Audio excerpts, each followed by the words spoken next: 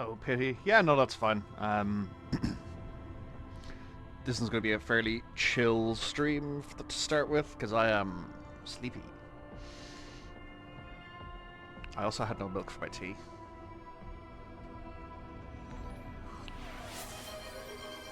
Thank you for the hydrate. And even the stretch.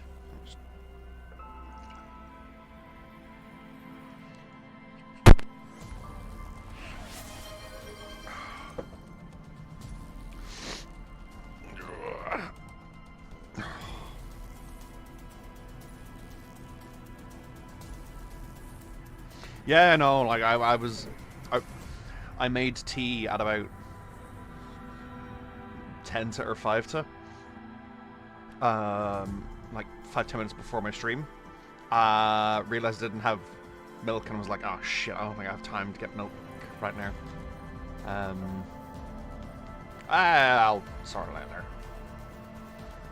Oh shit, I forgot to actually update my stream information. I forgot to press done on the update stream information.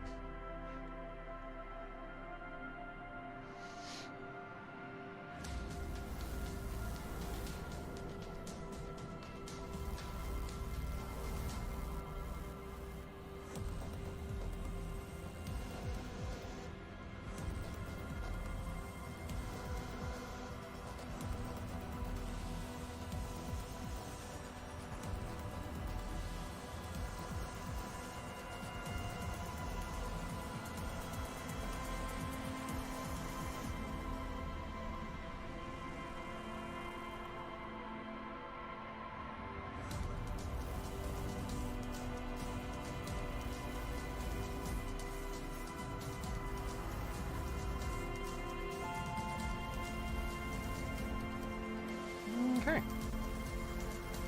Let's get down to business.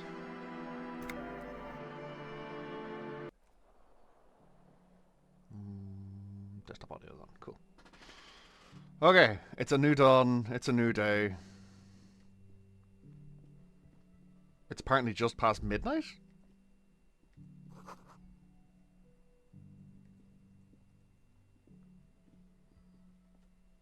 Getting a fucking early start.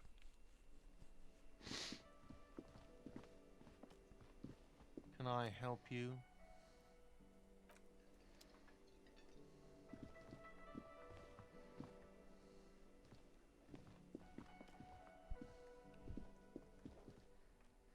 It's not. Well, or certainly the horror elements lie in the social quandaries. A friend bought it for me on the condition that I stream it.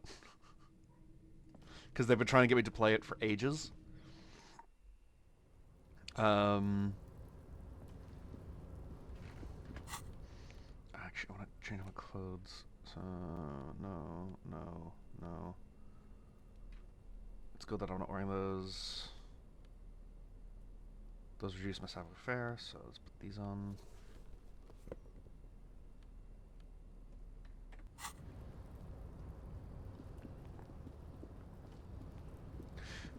It's not cyberpunk, definitely not. It's a bizarre one. A tarpaulin cloak with possible RCM markings is still caught on the railing. Yes, so, Oh, that was green! As you leap in the air, a chilly breeze engulfs you, sharpening your sense. Ankles tingling from the tension, blood roaring in your ears. You are ready for your rendezvous with the concrete pavement. I'm so cool. As the concrete floor welcomes you, you realize it's been a while since you felt so alive. Alert, capable. Must be the adrenaline. I knew you could do it. My climbing down might not have been as disco as your jump, but at least we can explore the harbor now. With your feet firmly planted on the concrete, the noise... So, yes, there is some progress on the VOD end of things. Just,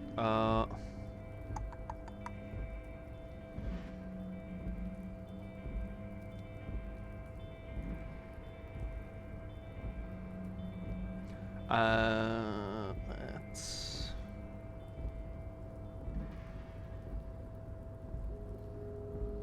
So I have started uploading some of the VODs to my channel on my YouTube. Hang on, let me just...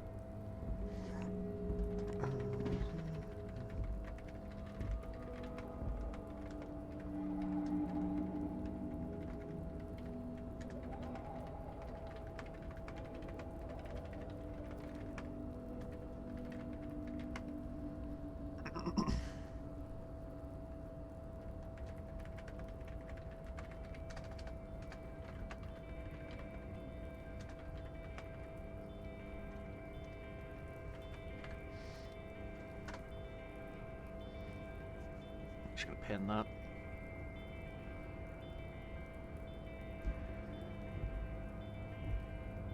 Because now that stream booth thing. So currently the only stuff that's on there is my Resi 3 and my Sense of Like Manor mega stream. As time goes on, I'm gonna upload more stuff. What I should actually do is I should put a link to my...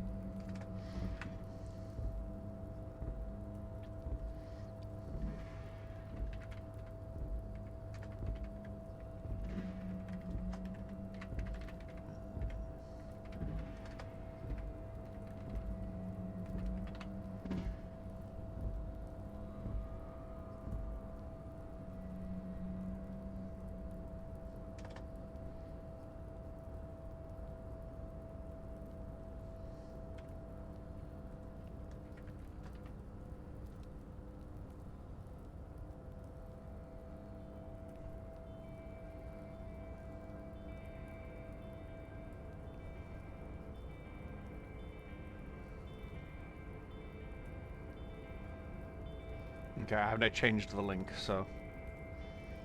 I wonder what that link that I put into the channel... I have to not. Okay, it won't. Cool. So...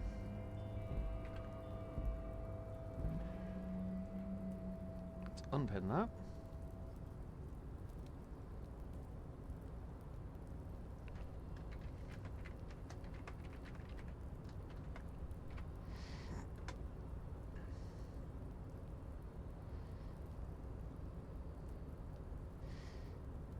I will add the link to the Twitch profile. So my plan is every Thursday is going to be the day where I upload a shitload of stuff, or I do a bunch of the admin stuff. Maybe Tuesday. Yeah, Tuesday. Tuesday is going to be my admin day.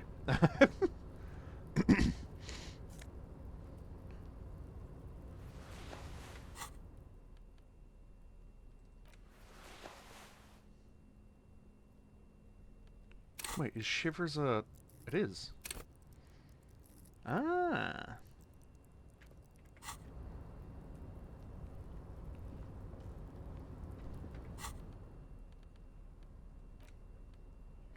To follow one waterproof, open 3 bullet holes cut on the surface. Rectangular. Interesting.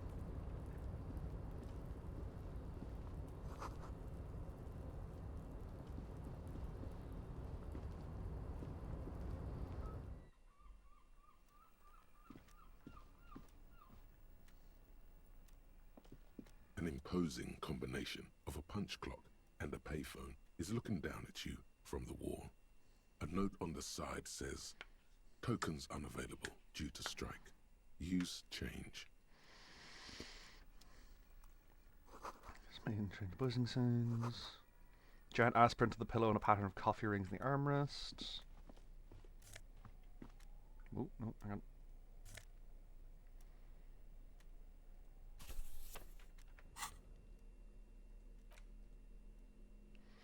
This leading intellectual organ of Martinet's communism offers a radical Mazovian perspective on a range of contemporary issues. The cover features a stylized portrait of the late King Frizzle with a pair of white antlers growing out of his head. Okay. Standard office drawers seem to be locked. Someone left the coffee machine on.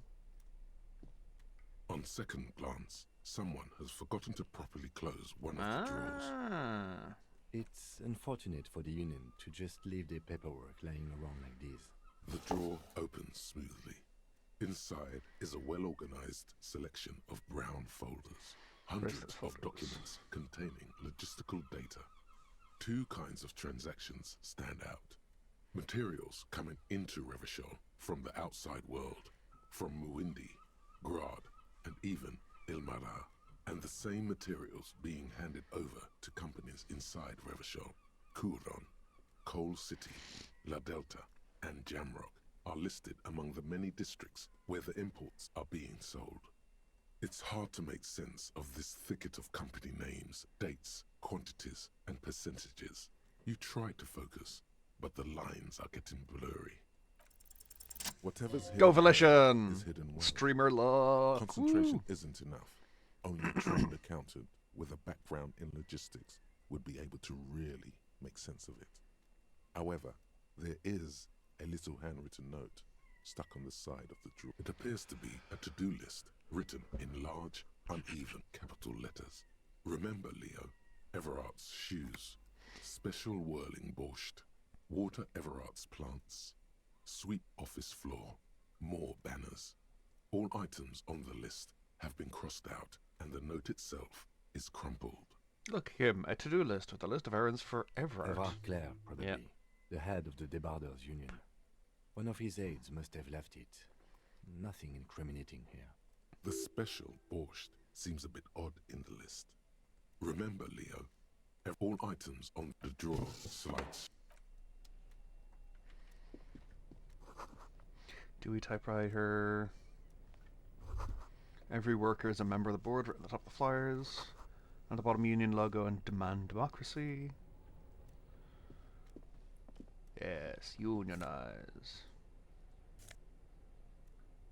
Ooh, another postcard.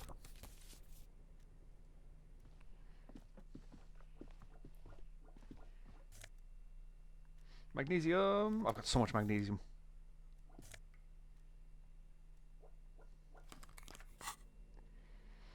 Okay, so my current glasses give me logic but no authority. These give me visual calculus but bad drama. What? Okay. Visual calculus. Logic. So it would be logic 5, visual calculus 6, drama 4, authority 1. Some authority wouldn't be entirely remiss.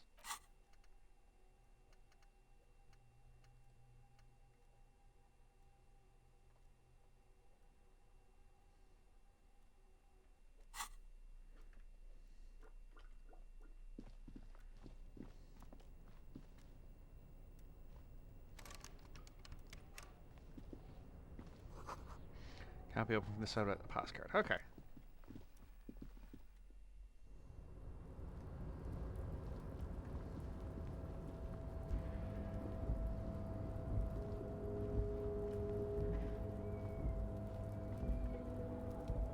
Oh, it's the stairs down, yeah.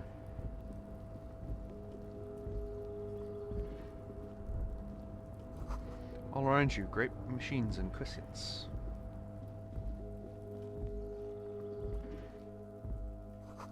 At least 3 packs worth of cigarette butts, numerous empty bottles of Commodore Red and potent Pilsner. This is the night watchman's booth. The name on the door reads, René Arnaud. Listen, it's okay to take a few minutes to yourself. Sit down and have a breather. This is where Renee works. If you must. But please hurry. Nothing incriminating catches your eye. Looks like the inhabitant is rather pedantic when it comes to order. Let's get going. The entire neighborhood can see us. Okay. Oh.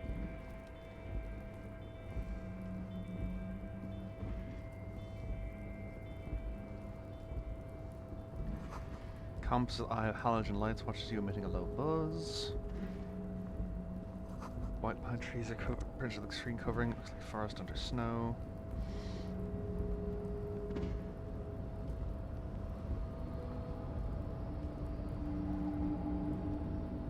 Ah, there's Measurehead down there. Fuck you, man.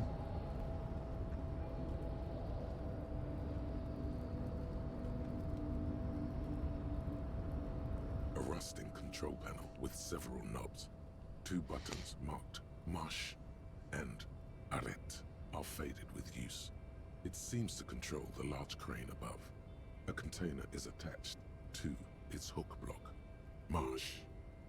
On. Arrête. Off. Let's not fuck with that just yet. Yeah, because that'll move that around.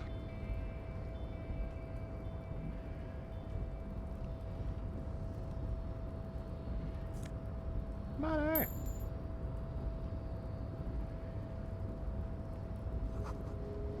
Kvalsund.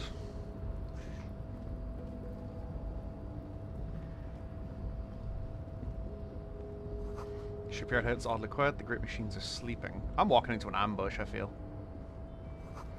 Speaker tower silent. There's no work to organize in the yard below.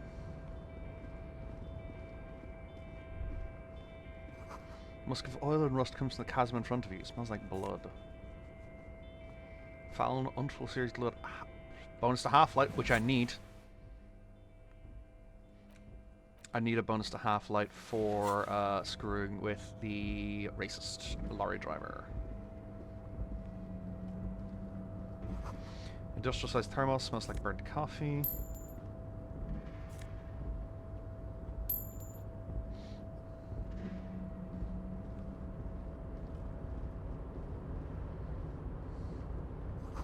Banner sags in the weight of the rain and snow, white waves on red.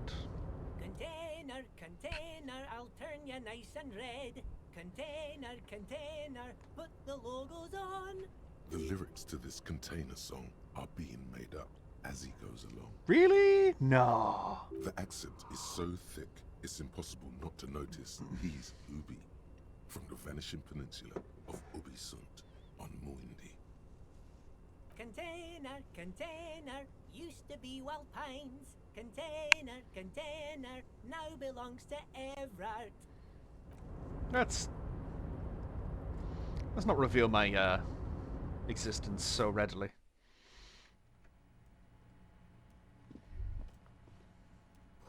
Looks like something forgotten on the coffee table. A large table with 2 huge vacuum-insulated thermal coffee dispensers. Someone has forgotten a small plastic card next to the stacks of cups. You snatch up the red plastic card. It features a black contour of a crane lifting a container. The name Etienne Hogarth is written in the middle. Below it, in smaller text, member of the board. It comes with a magnetic strip meant I to just open realized that the doors. the game is not appearing properly on the screen. That's my bad. That's from Darkest Dungeon. There you go. Whoops. Professional streamer.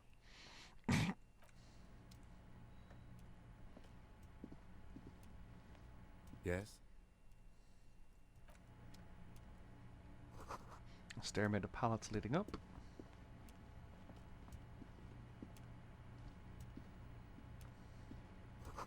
Taxidermy fish that tells time. Desk has been cleaned out for the night. Smartman doesn't leave incriminating documents behind. Yeah.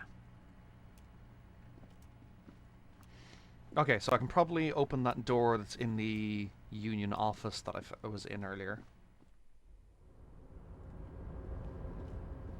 And I can probably chat to that guy, but I'm going to do the office first.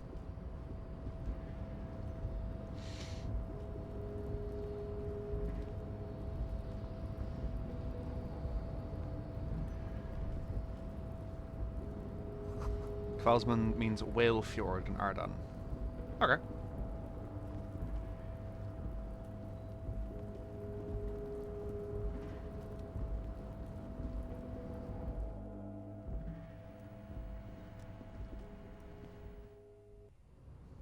Yep.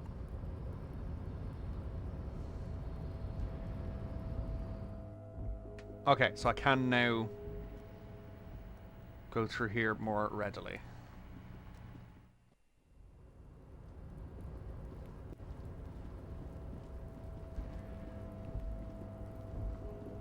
There'll be ads starting in 2 or 3 minutes, folks, just so you're aware.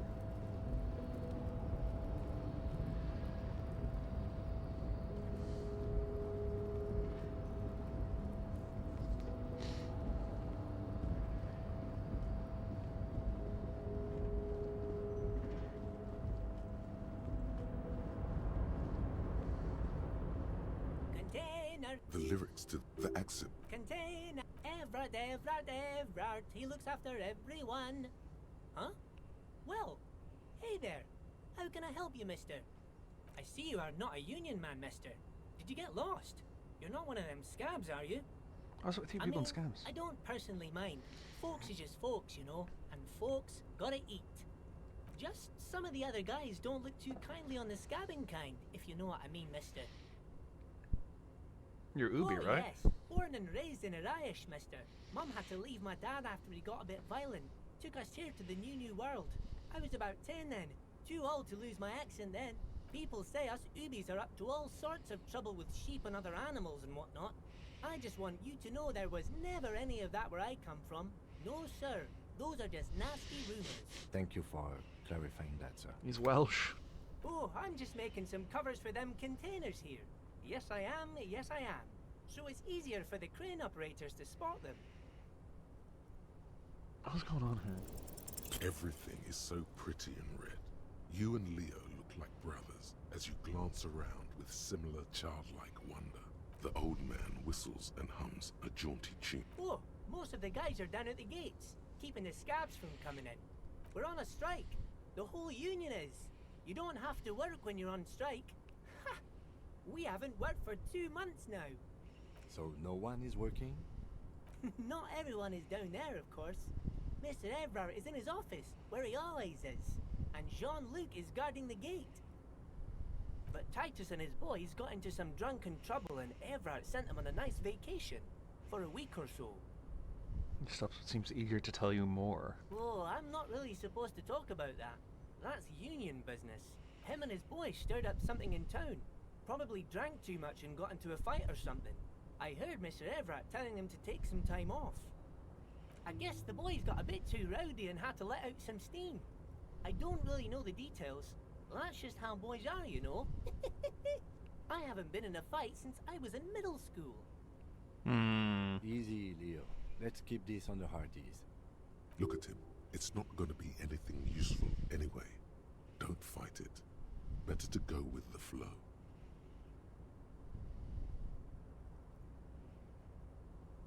I remember I was the runt of the class. The bigger boys always used to pick on me. You see, I had a bit of a temper back in the day. Flew off the handle like nobody's business.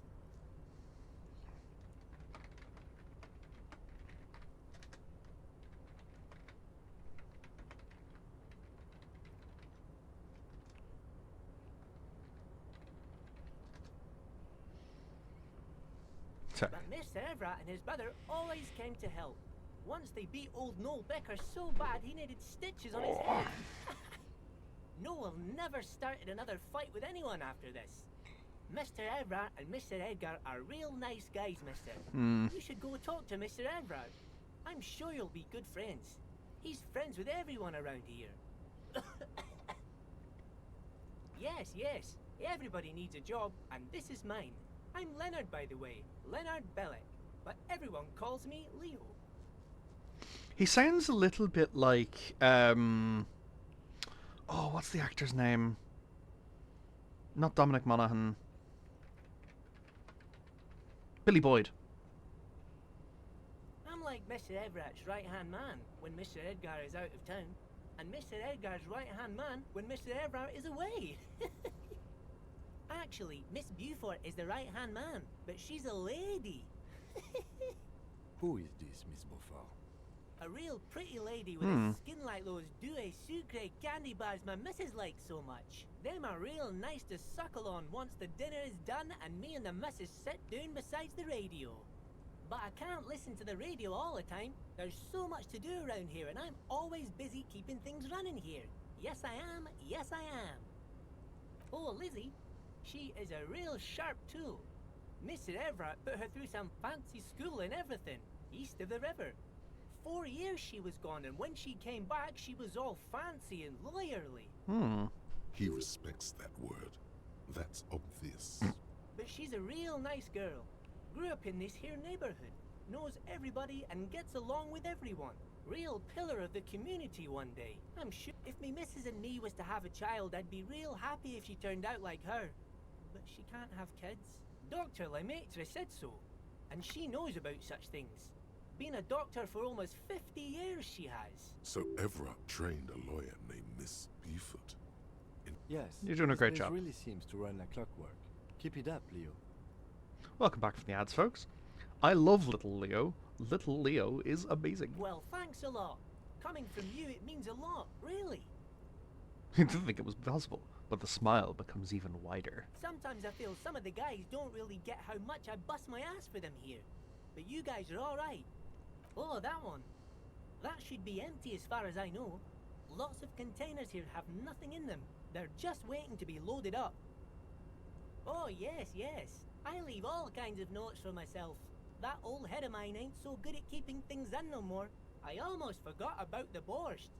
What about the Oh, borscht? yes. I've been taking special whirling borscht to the men every day since the strike started. It's very, very good. Makes a man feel so warm and happy. I feel like I could take on Mr. Renadan's boar dogs every time the lunch is done. What's whirling borscht? Yes, yes. I'm taking it to them. The borscht keeps them happy and in fighting spirits. Makes you all warm inside. They brew it in the whirling in rags. Oh, the whirling's cook. He makes it. Them is always talking with Mr. Manana in that weird language and laughing together. He doesn't speak what we speak. He's from Grad. Oh, sure, mister. Sure. You do that. Yes, sir. He didn't actually understand what you meant, and now he's just nodding along. Oh, you want Mr. Everett then? He's an awfully nice fellow, he is. Him and his brother are both nice fellows. They've lived their entire lives in this here neighborhood. He cost Guys continues like immediately. Mr. Everett and Mr. Edgar, his brother, are real good guys. Made Martinez what it is today. Mr. Everett and Mr. Edgar and I went to the same school we did when we were boys. Oh, Mr. Everett is usually in his office, of course. But he already left for the day. He always leaves around 10 p.m. Okay. Bye-bye now. So he'll be back at some point in the morning. That's fine.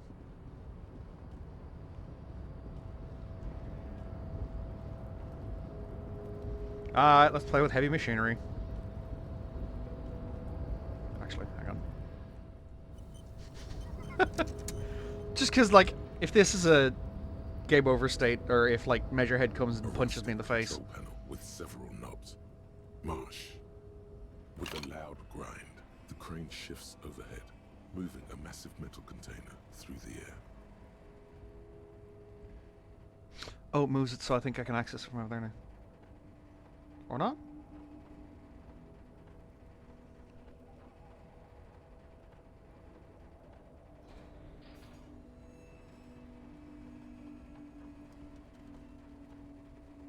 Oh, okay, we're good.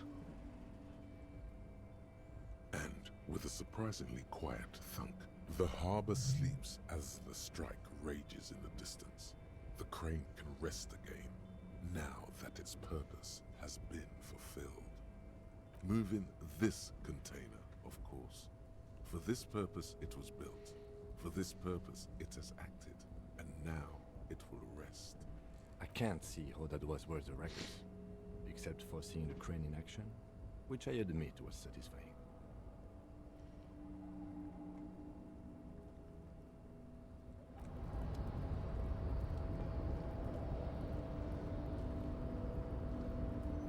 Yeah, but what's in this Before you container? stands a cargo container. Just one of many in the yard. You do? Because I don't. There are 1 million containers here. Why are you fixating on this one? There may very well be, but we are not here to look for that. We are not here to interact with containers. We are here to get the body down from the tree. You attempt to turn the handle to your left. The lieutenant considers your actions with some puzzlement. Yeah, alright. Also, I just realized why it's midnight. Because I was in the whirling to go to sleep.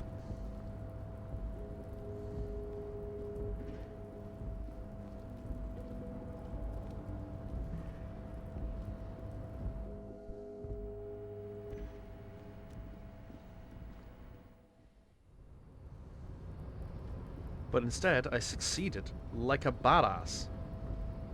Not even like a badass. As a badass. Yeah.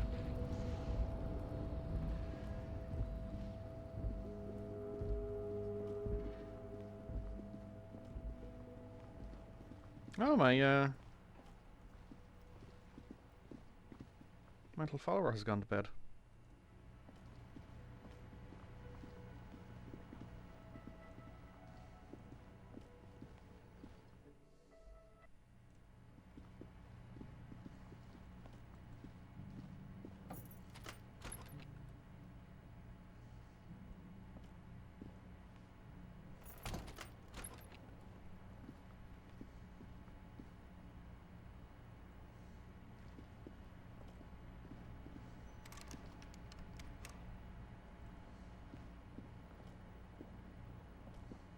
The fan stands still. A terrible mistake. Turn the lights off immediately. You can practically feel the photons burning a hole in your brain. The lights? Hmm. The bed is cold and not particularly inviting, but it's yours. The sheets look awful. The option to go to sleep becomes available every night after 9 p.m. Okay. I don't know why, but The that's true. sheets feel at once coarse and clammy against your skin. The bed sags beneath your weight as you stretch out and finally close your eyes. The tutorial agent's voice is really nice.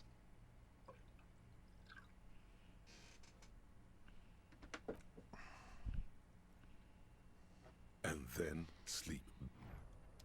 And then sleep doesn't come. I don't want to sleep. Obviously, you're in bed with your eyes closed, but it's not happening. That is such an incredible mood. Maybe it's the bed's fault.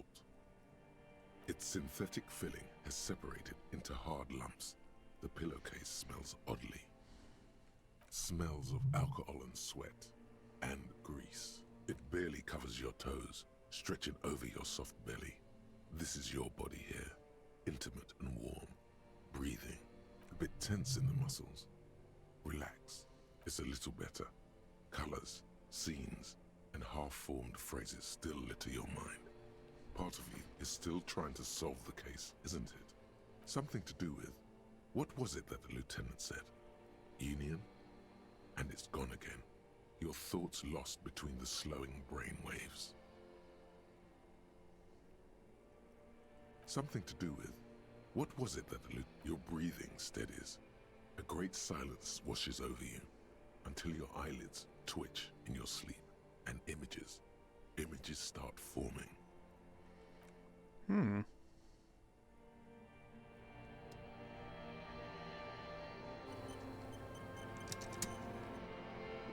Ooh, dream sequence.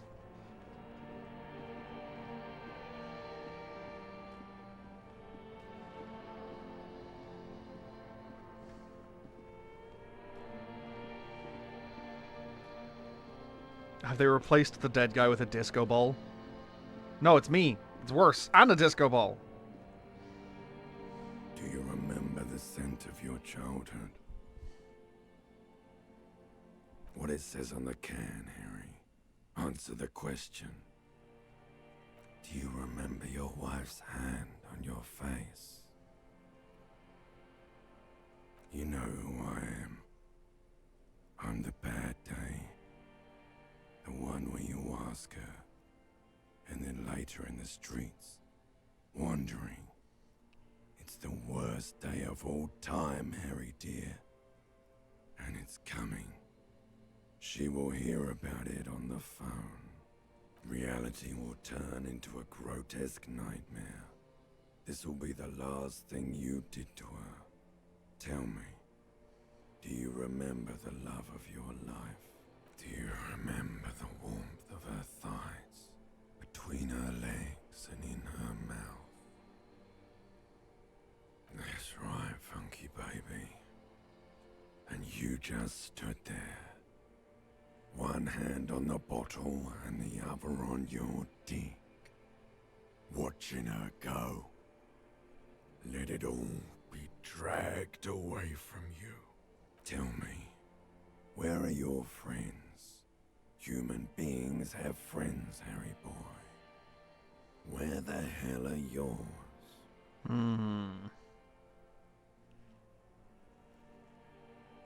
Hope or depression?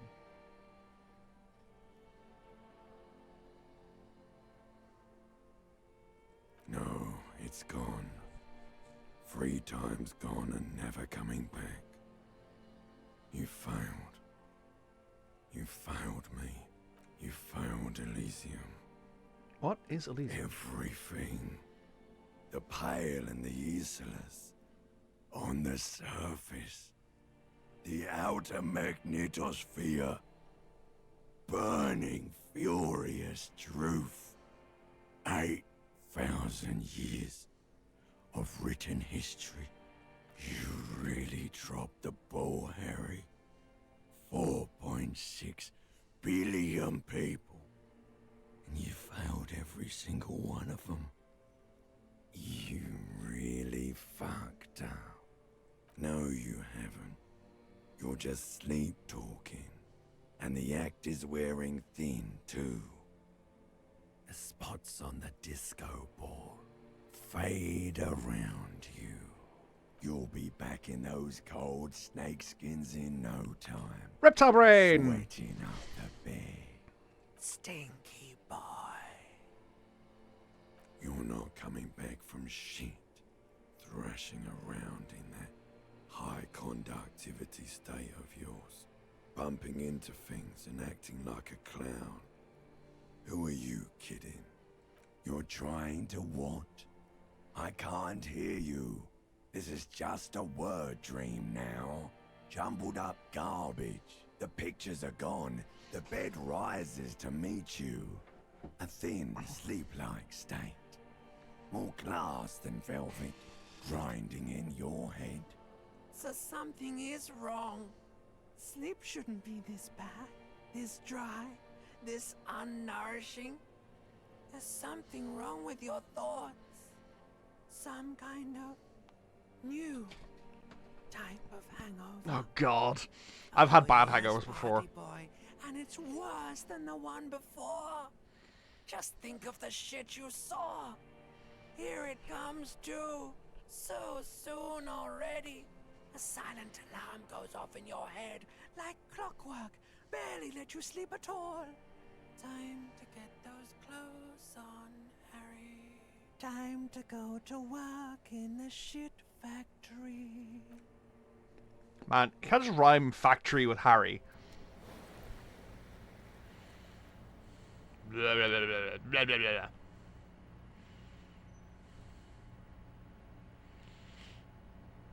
Blah, blah, blah, blah, blah. Good going, buddy. Oh my god, what the hell was that? Just a dream. You have ones like that all the time. You feel even worse this morning than you did last night. You mean, why are you so tired? Too tired and down to even think?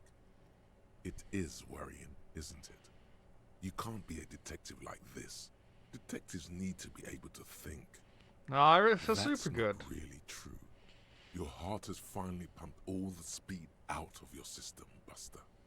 Time to get some more. You're too weak to say no now. Waking up is the worst part. Maybe somewhere down the line you could decline. What is Speed is speed? a potent central nervous system stimulant. It kept you propped up all day yesterday, despite your debilitating hangover. How else did you think you even got up from this floor? It's power, man. It's professionalism. It makes you feel like you're young again and ready to detect. Ready to go to war against the world. Fuck you, electrochemistry. Are you You don't tell me what to sure? do. Ready to live as this pathetic shell of yourself for days? Basically, a week. Let's be honest, 2 weeks. Maybe 3. You won't make it. Half the town will be dead by then. You will be fired. Suit yourself, slow, sad shell man. See how you do without your spark. I don't need you, electrochemistry. I'm right as hell. I'm not right as hell. I'm in very much pain.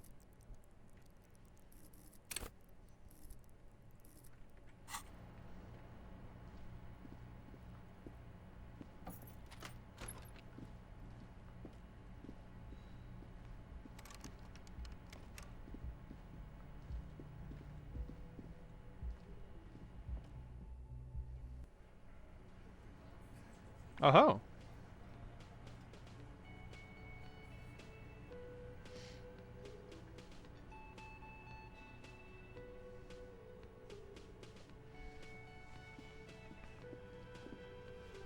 Good morning, Kim. Looks like we can get to work at once. The Union must have turned up. They look rowdy. We should talk to them. I completely forgot. Sorry, I had a rough night's sleep. It's them by the looks of it. Loud and nasty, just like the manager said. One loose thread less to worry about. And one big problem to replace it. I mean ungovernable. Martinez isn't exactly enthusiastic about the RCM being here. They prefer to be policed by the Union. These men here. Men who drink beer for breakfast?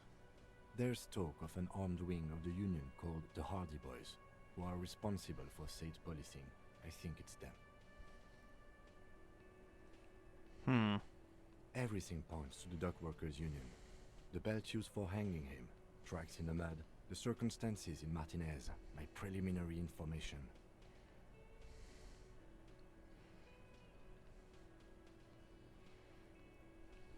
Which may, of course, all be wrong. But we still need to talk to them, and it won't be easy. I completely forgot one loose thread. That would just escalate tensions. No captain would sign. In fact, Yeah, fair. even the death of 2 detectives might not warrant an all-out war. One more thing before we do. We don't have to talk to them immediately. Yeah, streetwise. Zoom right, but aren't you curious? They're in no hurry to leave.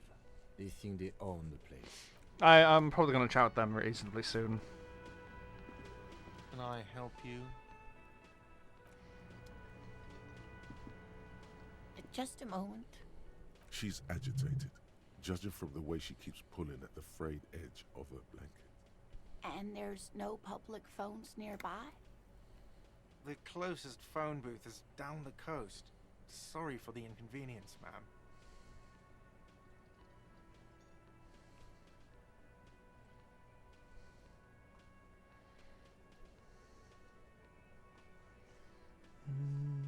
It's fine, I understand. Thank you anyway. I'm glad to see you again, dear.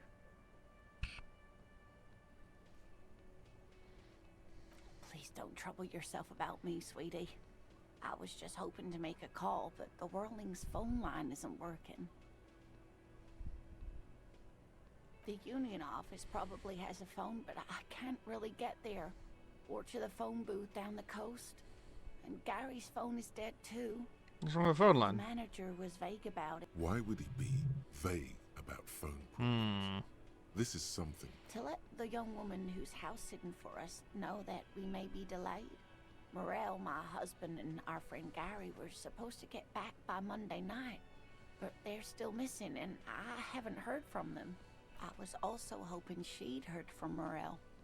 A little missing persons puzzle might just be the thing to take your mind off the hangover.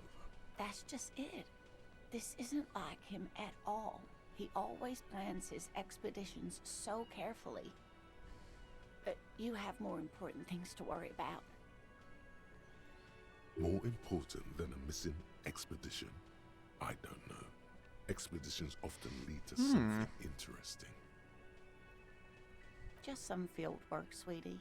Morel is a highly trained scientist. He and his assistant Gary are studying an extremely rare species of insect. But they should have returned by now. They were just going down the coast across the water lock to set a few traps. He said they'd be back on Monday. What could be keeping them? The waterlock. That was broken. Could this be it? Who's this Gary person? Sweetie, it's nothing like that. Gary's as loyal as they come. I trust him with my husband's life any day. Oh, look at this, because broken, they probably just stuck Oh over there. my. What happened to the water lock? You may not believe it, but it looks like some maniac crashes motor car. Oh, sweetie, if it weren't for you, I'd be looking forward to another sleepless night. Thank you from the bottom of my heart. Thank you both. You're welcome, ma'am. I hate to ask, but if your investigation takes you to the other side of the coast, please do keep an eye out for my husband. Yes, Will do, Lena. some left-field scientific research is exactly what you need right now. Funk up that vanilla murder investigation. And if you see him, let him know Lena is waiting for him here at the Whirling. He gets so tangled up in his work that he may not know the water lock's been repaired. And it's cold out there. I'll let him know if I Oh, see you're him. such a dear. Thank you, sweetie. Oh, yes. A zoologist. A cryptozoologist, to be more precise. What is It's a cryptozoology? pseudoscience that attempts to legitimize research into mythological beasts and urban legends. That's one opinion, yes. And people are entitled to their opinions. She's used to playing off such insults casually, but they still... My apologies, ma'am. I did not mean to undermine your hobby. It's not a hobby, dear. It's a subfield of zoology, one specializing in animal species that are so exceedingly rare that many assume them to be extinct or even fictitious. Searching for such species called cryptids is difficult and often thankless, and frankly, many scientists are too lazy to do it. Universities these days are rarely interested in supporting real research. The quality of research at Revacholian universities has been on the decline, but you doubt there was ever a time when cryptozoology was embraced by the academic elite. Oh dear, I'm not sure where to begin. What's your husband look like? Well, his expression is slightly grumpy, but his eyes are always bright and curious, like a small boy's. And his palms are quite coarse from all the field work, but he's quite gentle. You can't go around Revachol feeling grown men's hands. If you want to find her husband, you'll need more concrete information. Oh, well, he's a bit shorter than you, but with a larger frame, and he has longish white hair, usually a bit uncombed. You might say wild, even. The lieutenant pulls out his notebook. There we and go. begins jotting down the woman's description. One other thing, he'll likely have all kinds of field gear on him, even if he's not out in the reeds, you know, just in case. I hope I've been useful. Tell me more about this rare insect. Sweetie, it's fascinating, but I shouldn't bore you with entomological minutiae. The lieutenant gives you a sideways glance. Of course, dear. Wow, so someone's been a little boring. Ah! Yes, my standard liege. Someone's seen all sorts of wild ideas pop off and thought, I'll take the boring one. The regular, please. The brown. I'm trying to solve a murder, motherfucker. Of course you do. Let's get right to it. My lord's copper type is regular cop. I'll let everyone know. I'll send out a telefax. Yes, the type of cop you are, sire. Think of it as a caste, a class even, a nation of regular law officials that you belong to. It comes, of course, with the usual benefit. Good. Of course, to outright declare yourself something does seem a bit too interesting now, doesn't it? God fucking... I won't trouble you any further.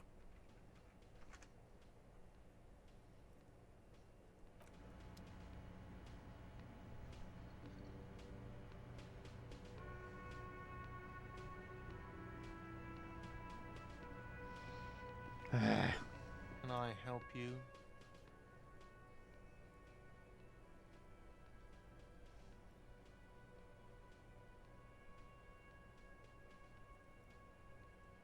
Wait, why can't I ask him about the phone?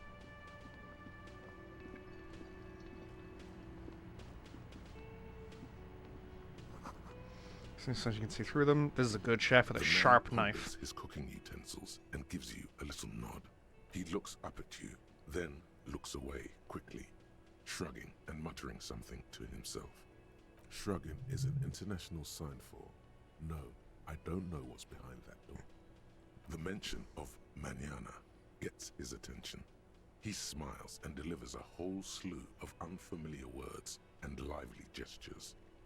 Then he falls silent. The man says a couple of sentences in that strange language of his, and then seems to wait. I'm pretty sure he asked you. He doesn't know your language. You can just say something cool in return.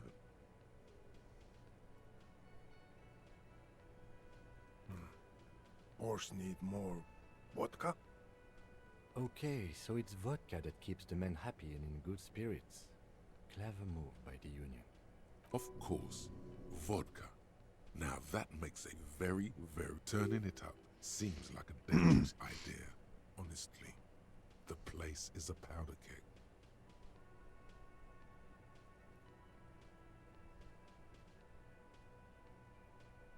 The cook gives you a long, inspecting look. You see a heavy steel door with a prominent... Okay.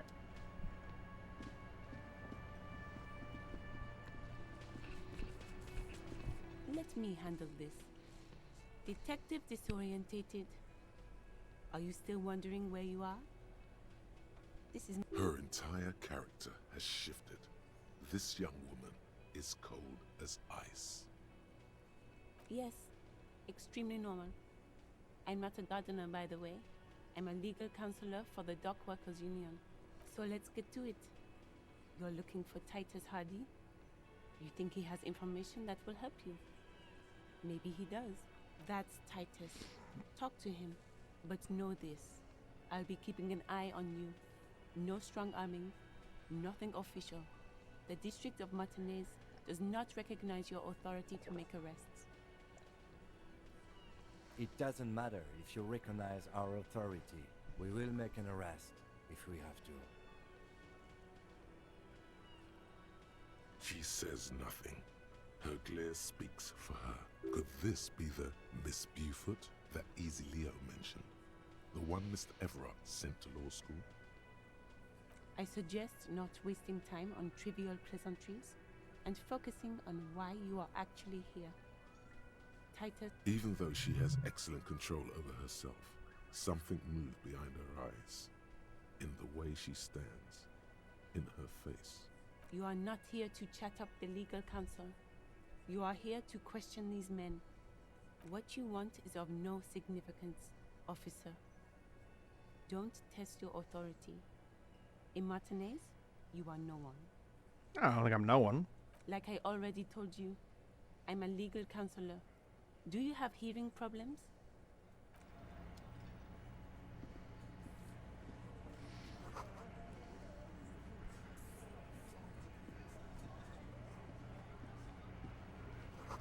Men overalls toting guns and union placards.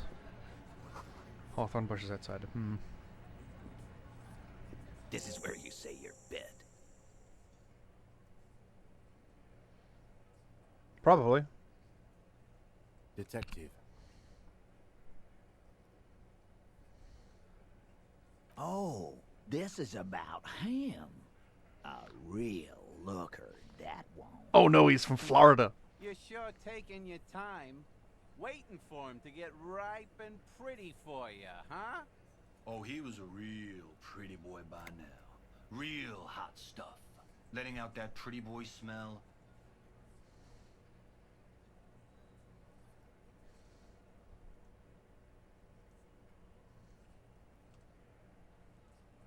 Time to go to work in the shit factory!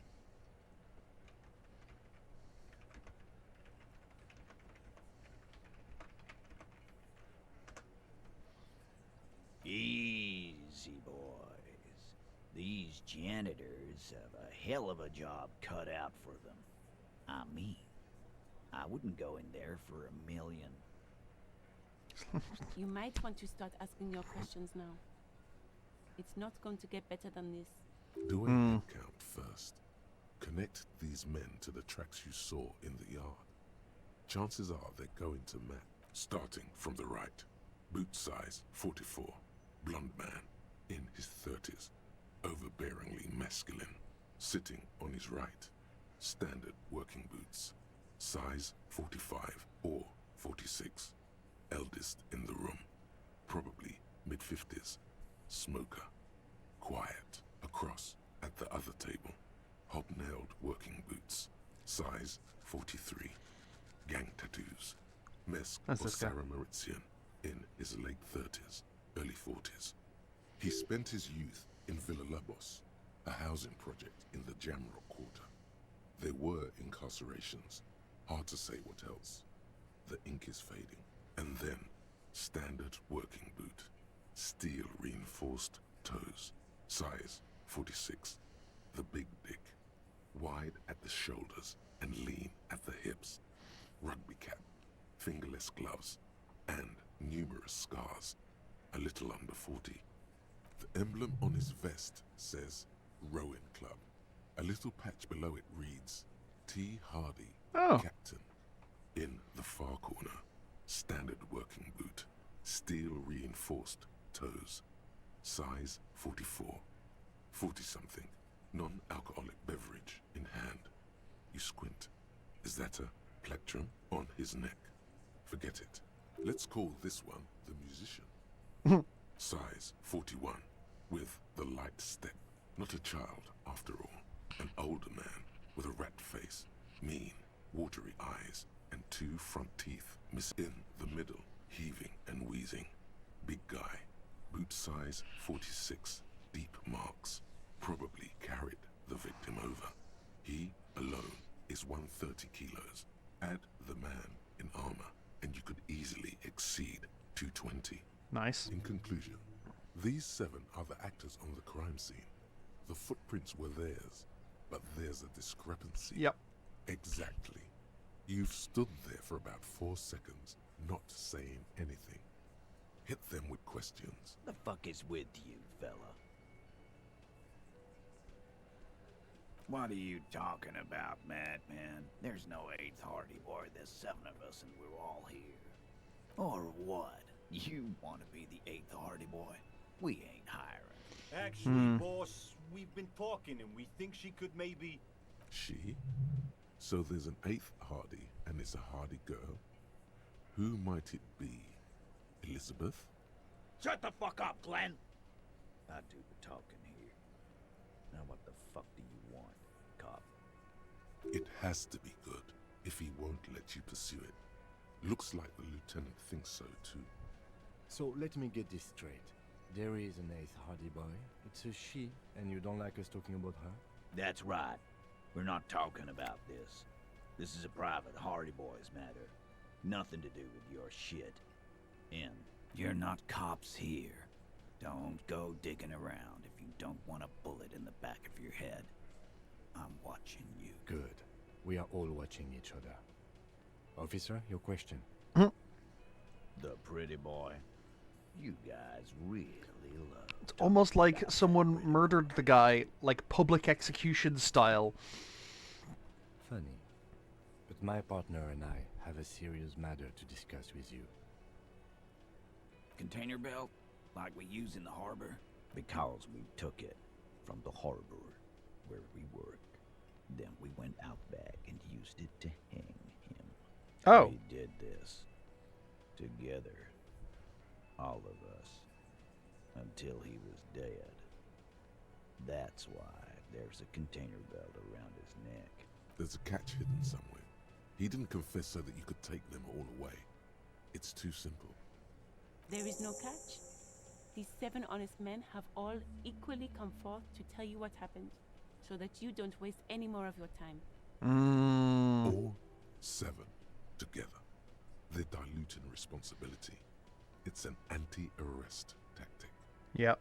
You don't have to answer any of his questions. I know, Lizzie. Relax. We killed him last Sunday night. Seemed like a good way to in the week. Known him? We don't associate with scum like that, asshole. Yeah! Who do you think we are? Quiet. He came around about 3 weeks ago when that Pines cow first sailed into town. By the Pines cow, you mean Joyce Messier? The representative for White Pines? The same company you are striking against? No, I mean the Pines cow. The stupid-ass cow they sent in to fuck us over. But you know what? Why don't you ask her about the pretty boy? I'm sure she has interesting things to say when you ask her hard enough. That's enough insinuation for today, Titus. Officer, your interview is drawing to an end. Don't waste your last questions. Are you deaf? There will be no singling anyone out. Do you think you could do that? Do you think you could arrest them all? A trick question. Don't let her lead the conversation. Who do you fucking think does?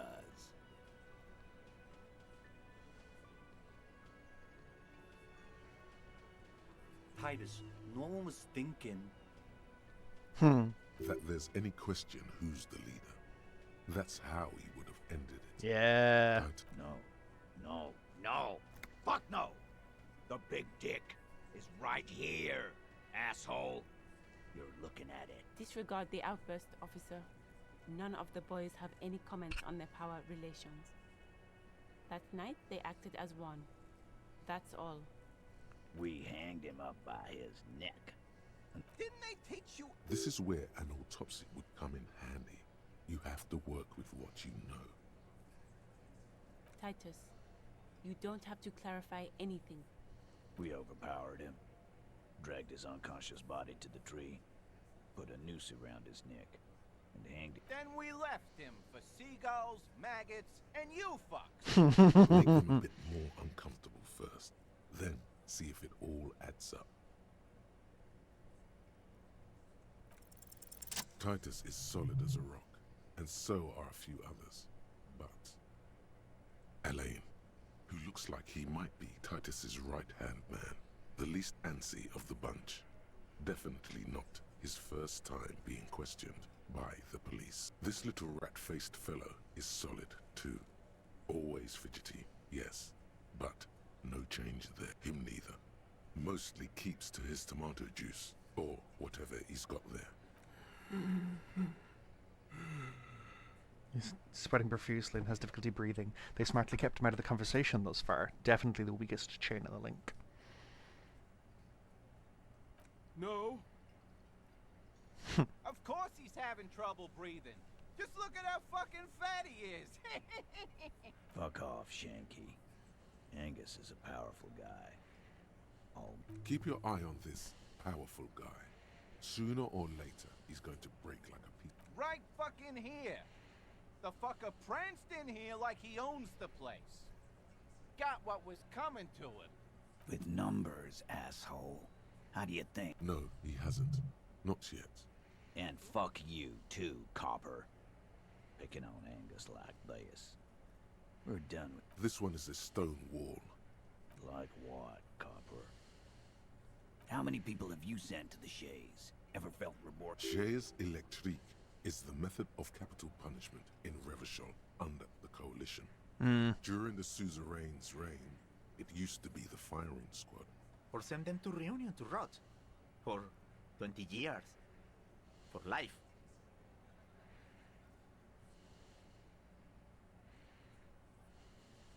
But you see, a lawman, is something people agree upon.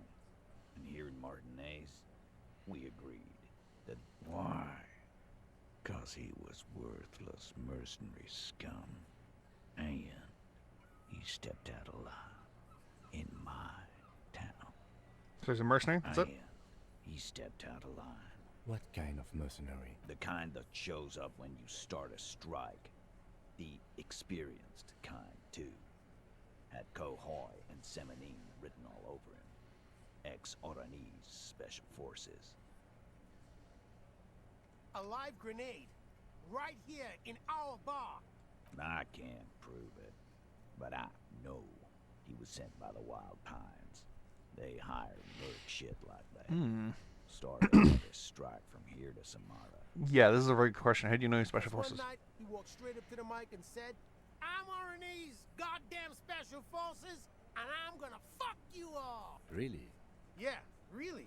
Had a gin and tonic up there, sang some RNE's paratrooper song, and said he's... We couldn't believe it either, but he fucking did. Sire, the tale is true. This is a serious violation of the karaoke code. Side crimes against karaoke, but he actually do wrong. No. He harassed women, raped one, harassed workers, threatened to kill some as a warning. From rape to harassment to threats of violence. Why the strange de-escalation? To kill us all, if we don't open the gates, if we don't let the scabs in, if we don't bend over. That was before he started coming here. Yeah, he said it was his favorite joint now. Started to come in here every night. Drinking, grabbing girls. Grabbed one of ours mid-karaoke, right there on... He grabbed someone? Yeah. This girl's on the mic. A beautiful girl, young. Gets into the second verse of Lover Lake. The fucker grabs her legs, starts screaming. "Show me your cunt! Why don't you show me your cunt?" Then, he gets knocked on the head with a wine bottle. Doesn't even fall down. Aren't you fucking listening? My man is talking to you. He took care of it. They got the girl out before anything else could hit. Good. Yeah, me and Eugene got her out. Aren't you fucking listening? There's something odd here. Seems like they don't want to talk about that rape Titus mentioned. Why not? This is a serious... No. You're not getting the name.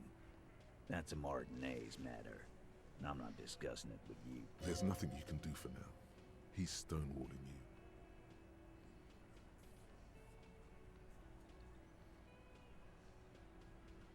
Yeah, lawman. It's almost an anthropological sight, watching him try to assert dominance over you. Not in the arresting... By your side, the lieutenant keeps his hand away from his holster. You hear, while the little rat-faced man reaches into his sleeve. There's a knife in there. Some of the others reach for their belts. Their eyes are light. Wise move. Nothing. Your investigation here is done. Leave Martinez, go back to your stations where you belong. I think we're going to stick around, thanks. Some things don't add up here, Titus. I've done this job for long enough to know that people don't just confess to first-degree murder. Even if it is a group responsibility. We're going to look into this. Yeah, you've made it Good more luck with suspicious. that. You've heard everything a rent-a-cop is gonna hear from us. Real law officials. You're...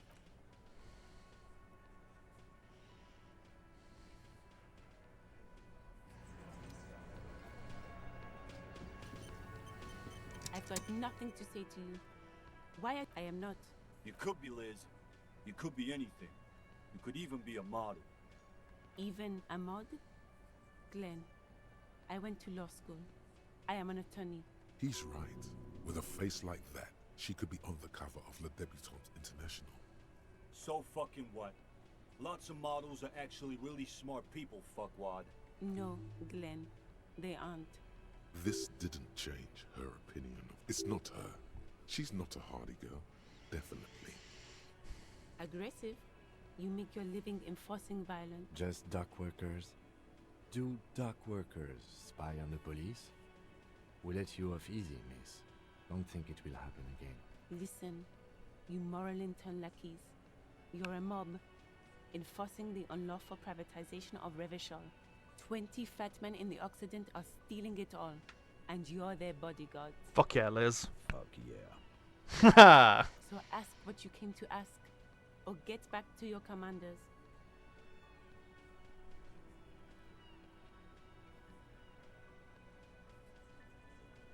Let's.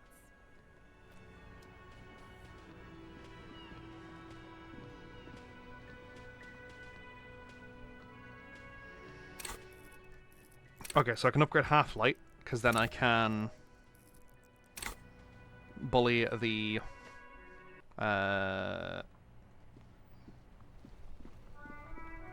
Oh yeah, hang on.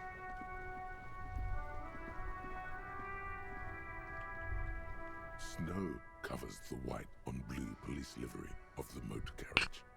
The white colors nearly meld together. Do something important?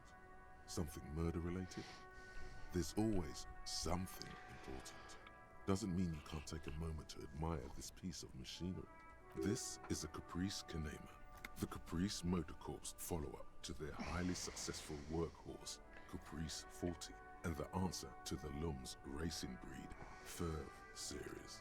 Okay. With its air-cooled, rear-mounted 12-cylinder compression ignition engine, driving the rear wheels through a 4-speed manual gearbox, the Kanema is able to reach 100 kilometers per hour in 13.5 seconds and go on to a top speed of 180 kilometers an hour.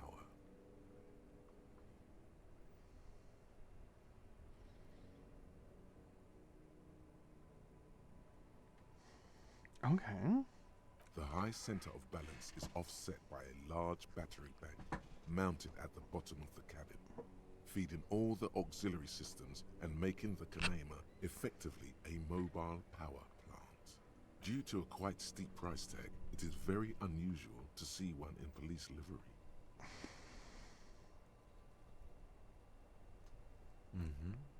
You want to take a closer look? 130. I reckon that's a 7-liter V12 there. God damn. Holy shit. Man, that's got to be a major advancement over the KR-18GU engine on the old Caprice 40. 7.2. Supercharged. Yes, an extraordinary machine. It's nice and all, but why so modest? Put some zing into it. Flare it up. God damn, Slow Electrochem. it down. Helium headlights would improve the range and quality of the visual field a lot. Actually, I have a pair at home. Just haven't gotten around to fitting them yet. I need to lay some wiring for the ballast first. Maybe. Yes, definitely. And means no. Inside. Now I you feel see even 6 worse steering about the gears, spinning a rims. radio microphone, a pull-out tool. This is Precinct 57. How may I assist you? Yes. The armor was produced by Fairweather in their facilities in Bétancourt, sur la Clé in 42. It was part of a special order for Corps de Pharmacie, a security firm contracted to protect the interests of Oranese pharmaceutical companies in the Semenine conflict. So, it seems the armor went to Semenine. That's where the paper trail ends, though. Even the firm has proven difficult to track. Corps de Pharmacie has been renamed several times over in the years since the armor was issued. The most recently registered firm that the ICP has been able to connect to the CDP is a military contractor called Trinell, and the one before it was Downwell. I think they might be the same contractor. A suit of armor like this would have been manufactured with a particular person's physique in mind. You should ask for whom this suit was fitted. Yeah. Yes, but the ICP tends to be reluctant to share private sector records. I could try to talk them into it, though. Sure. Call back tomorrow. Hopefully I will have more information for you then. 57's over and out. In the cabin, you see... Okay.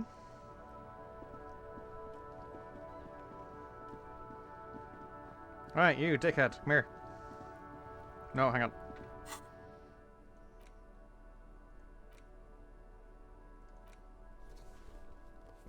Oh, no!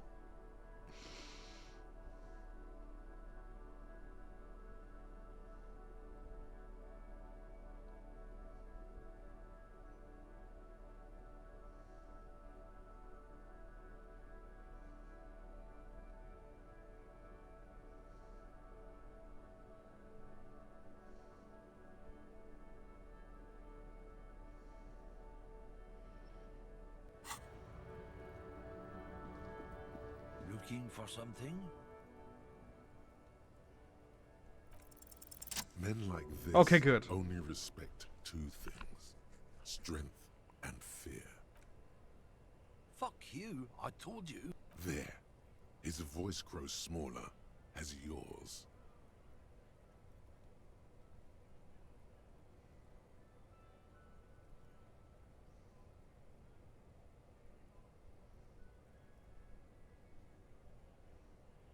Look, fuck you, man. It's some lorry down there. Green, banged up thing. I don't fucking know who she is. When did she go away? I don't know. I don't even know her name. She just rolls with the fleet and acts like a big shot. Some dyke, probably.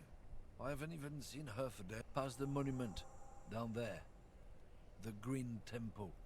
Now, leave me the fuck alone, okay? A small temple by the monument. Green. Let's get into... Fucking prick.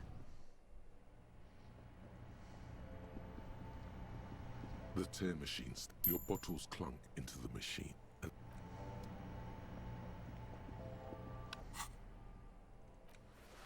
put my fucking shirt back on.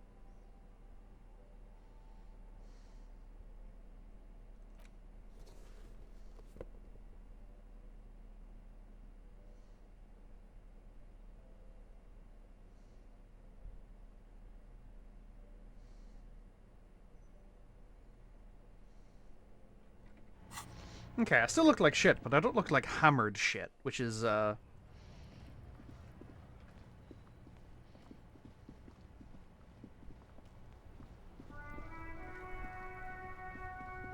green south of the monument.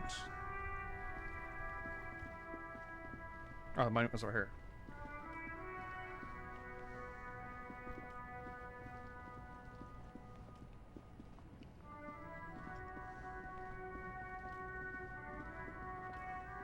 Aha! this green found, A to Z, contemporaire, is parked in the shadow of the ruins looming overhead. It's seen better days. This must be the one he told us about. Unless he was lying. The glass on the side windows is tinted and covered with dust. You can barely make out the shape of a seat and two steering levers. The door is locked. The handle looks shiny, like it's recently replaced. There's no picking this lock. The owner has put special care into it. It's a recessed design. Use the pry bar to smash the window. Open it from the inside. This has been hard enough. No need to make it any harder. Alright, let's up my physical instrument again.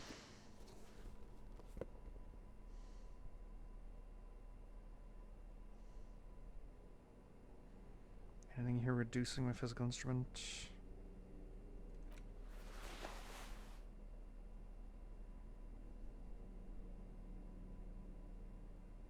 No.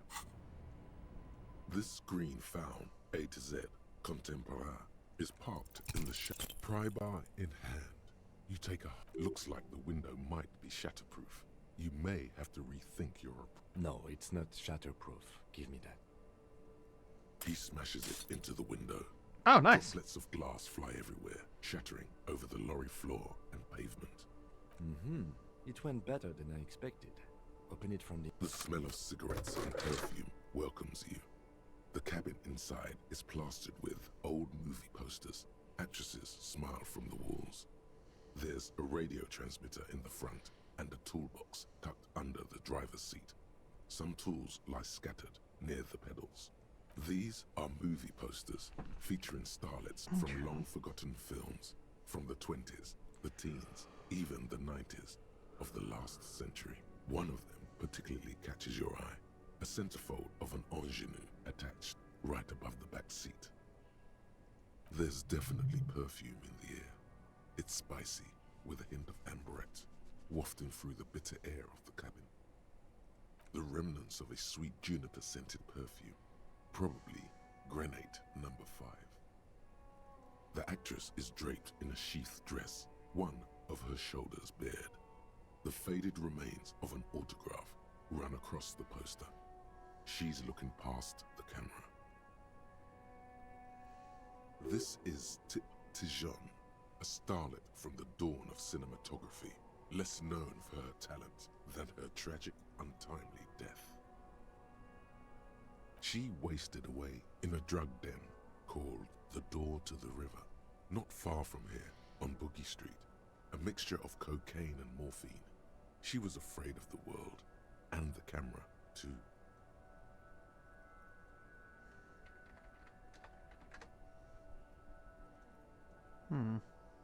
The actresses and the rear actor all smile you a warm goodbye. A radio transmitter is attached to the dashboard, and a toolbox sits under the driver's seat. Looks like the frequency dial is absent. It requires a key to work, but the key has been removed, likely by the missing lady driver. Makes sense. There are so many radio stations saved here. Must be over 100 at least. Makes it hard to find the right one. It has to be an advanced model to fit so many frequencies next to each other without blending them together. For contacting an entire fleet of lorrymen, for example. This is all shortwave, UW and UKV. Looks like we are dealing with an impressive organizational tool. The nerve center of a huge operation, with quite a range too. A 20-kilometer radius at least, perhaps extended by an attachable antenna that's not here right now.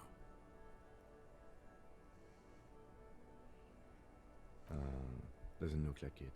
It's completely inoperable without a dial key. The smell of 1,000 cigarettes, some dead actresses, and a rusty old you wedge yourself under the steering wheel to get a better look.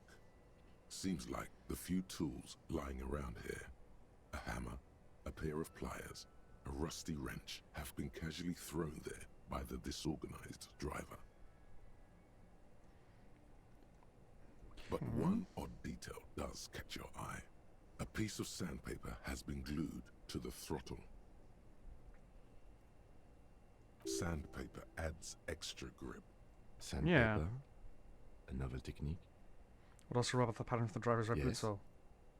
Which means that the missing lady driver was present at the lynching. The missing eighth Looks party. like her, yes. Now we know for certain who's the missing eighth person at the lynching. Do you think that Hardy and his boys could also be involved in the drug operation? Understood. We should still go and see what Titus has got to say on the matter. Are we finished with The movie stars up a metallic drawer slides out from the seat. It's empty, except for a folded newspaper. It's an issue of Petit Feric from last Wednesday. A piece of paper falls out from its pages. It looks like an article ripped out from a radio enthusiast magazine. Complex mathematical equations explain the basics of something called the ULAN frequency system. Okay. The ULAN frequency system? I've never heard of that before. I know of FM, AM, UKV, but... The pull-out toolbox slides back. You close the rusty old... Great. I think we got everything. A word, detective? Before we return to Joyce? Yeah. Alright, we've finished here. Let's quickly debrief and go over what we found, so we don't do it in front of the company rep. Honestly, I'm quite worried by what we've seen so far. The evidence seems to point to a rather extensive and well-organized operation. I'm especially intrigued by that radio transmitter, particularly the sheer number of stations it can connect. Looks like this alleged drug trade casts a wide net. This means it's well funded. Yeah. Technology like that, a major player must be financing it. I'm not sure what the ULAN frequencies are all about, but they may hold some significance. Perhaps it's a better way to connect between fleets while avoiding frequency bleed. Or maybe it's used to tap into RCM network. And last but not least, it looks like the Hardy boys knew this driver, as we know that she was present at the lynching. This may be the Union connection we've been searching for. Like Joyce told us, yes, logistically. But don't expect to bust this open during our stay here. At best, this is an angle we can use against them, to other ends, as extra ammunition. Yeah. Meaning, makes sense. Someone as slippery as Everard won't be caught by a couple of cops and some stuff they found in... We should return to the murder case. See what Joyce tells us about the lynching. When we are done for the day, I call my station and suggest our narcotics department look into it. There are more than enough grounds to start an official investigation, sometime later when we are done here. We do not want to get caught in that. The fact that one hasn't started already gives me pause. An investigation, I mean. especially if the Madre grouping is involved, and I can't imagine they aren't. It's certainly worrisome. All the same, I don't like the idea of internal affairs descending on the matter. That won't help anyone either. As elegant as they are, I don't think they are relevant to the drug trade. Yes, well, debrief over after you. Welcome back to the ads, folks. Thank you very much for watching them. Yeah, I know the ads are annoying, but they are, they allow those who don't have the means nor mind to subscribe to support the channel. I do have a minute. What do you need, Tommy? Saw you poking around in Lady Driver's lorry. She in trouble? Still better than me, I guess. Told you there's plenty of others who tell on her. But is she in trouble? It's that bad.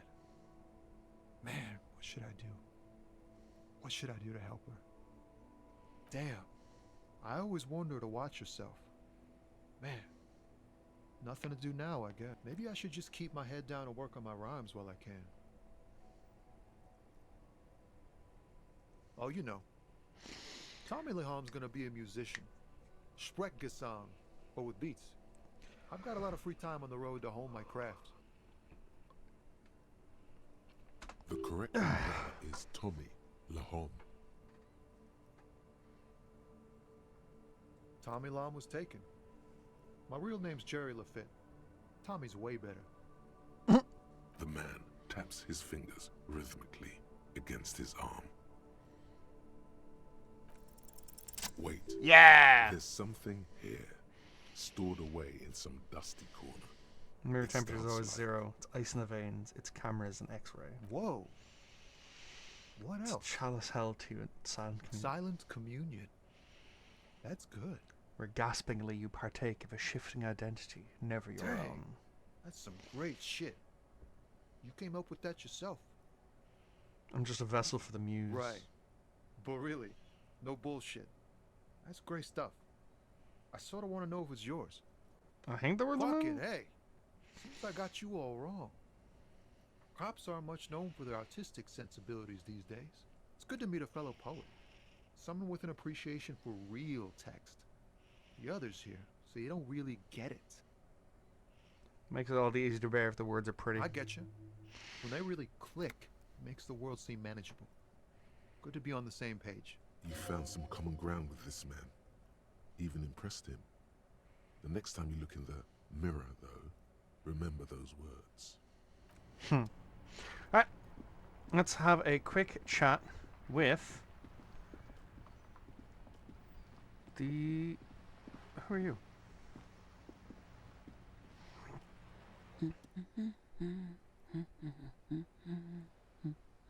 Yes? Hello? Me? No one. I'm just a working class woman. If she's such a working class woman, why is... Looking for something to read. It is. Alright.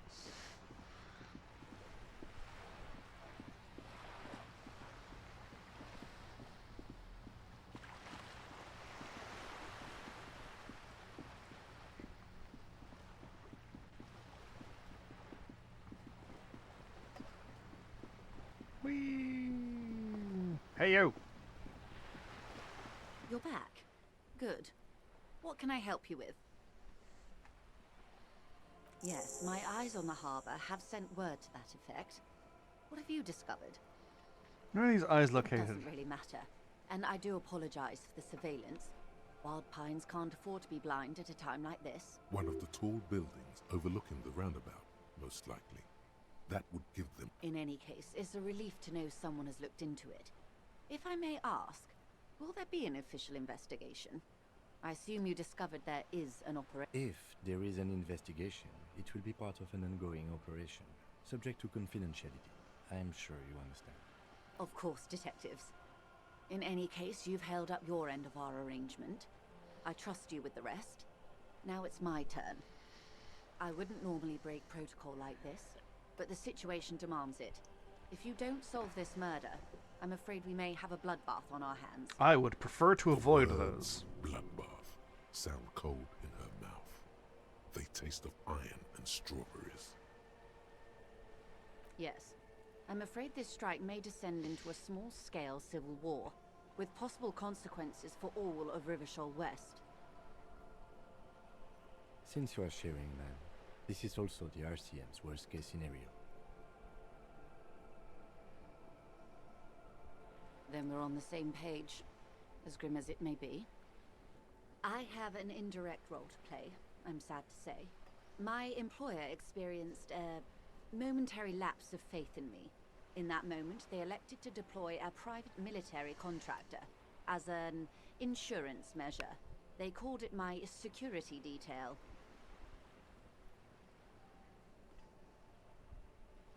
They were dispatched after I relayed the union's initial offer. Okay. Every worker... A member of the board. I tried to convince my employer it was simply a piece of rhetoric, or a joke. They did not appreciate the humor. Absolutely not. These mercenaries are muscle, pure and simple. They are meant to intimidate the Union into surrendering. Who are they, exactly? Crenell, an Oranese military company. As far as I know, Yep. 3 arrived in Martinez. They report to me sporadically, but they do not answer to me. To be frank, our relationship is deteriorating. Because they have their own orders.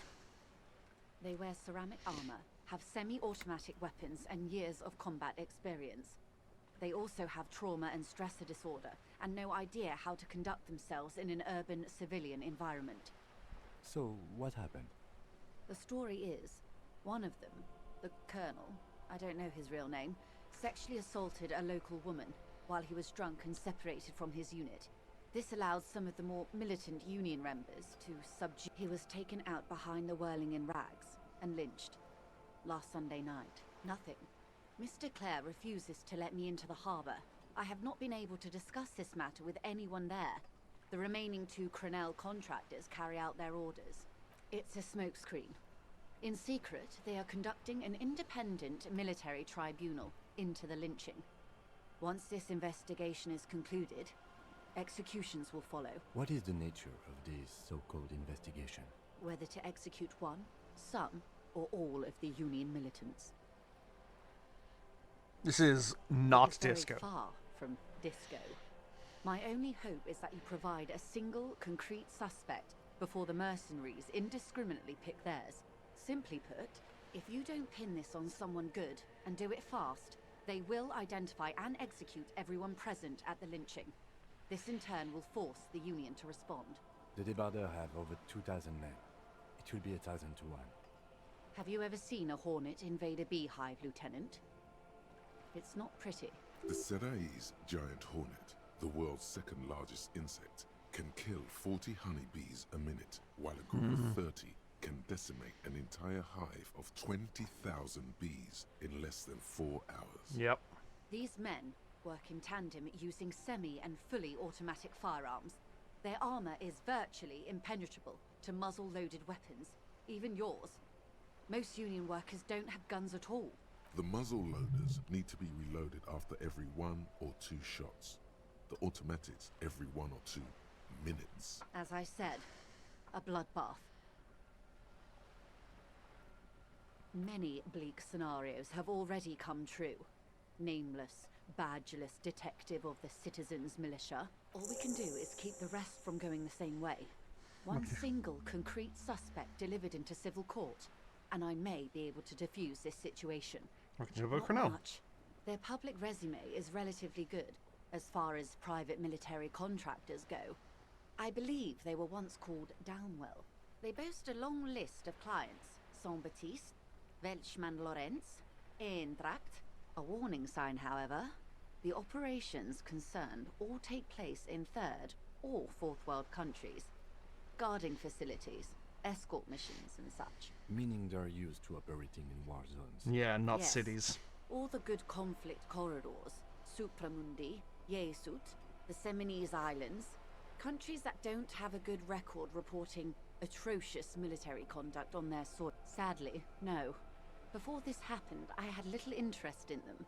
Now that I do, I don't have the resource. If you still have access to the ICP's database, you could run a better background check than I ever could. Yeah, I've already got one It going may on. take some time, though. Do you know a lot about the inner workings of the RCM and the ICP? In my line of work, it pays to do your research. I was prepared to deal with the RCM. I did not think I'd be dealing with a group like Crenell. I have, and they will. However, these orders take time to reach what is basically a rogue unit out in the field here. Until they do, it's all on us. She's being truthful. She is pressing them as hard as she can. Or he didn't. This is information passed on to me from some teenagers loitering around the canal. I cannot testify that the man was killed because he assaulted a local woman. I've asked... The lieutenant consults his note. We haven't heard any reports about an assault in connection. Last Sunday night, at the Whirling in Rags, the hostel by the gates. Supposedly, the colonel was drunk, maybe on narcotics too. Either way, he's alleged to have sexually assaulted a woman. Sometime later, a group of dock workers got their hands on him. That's a good question, officer. I don't have the slightest idea.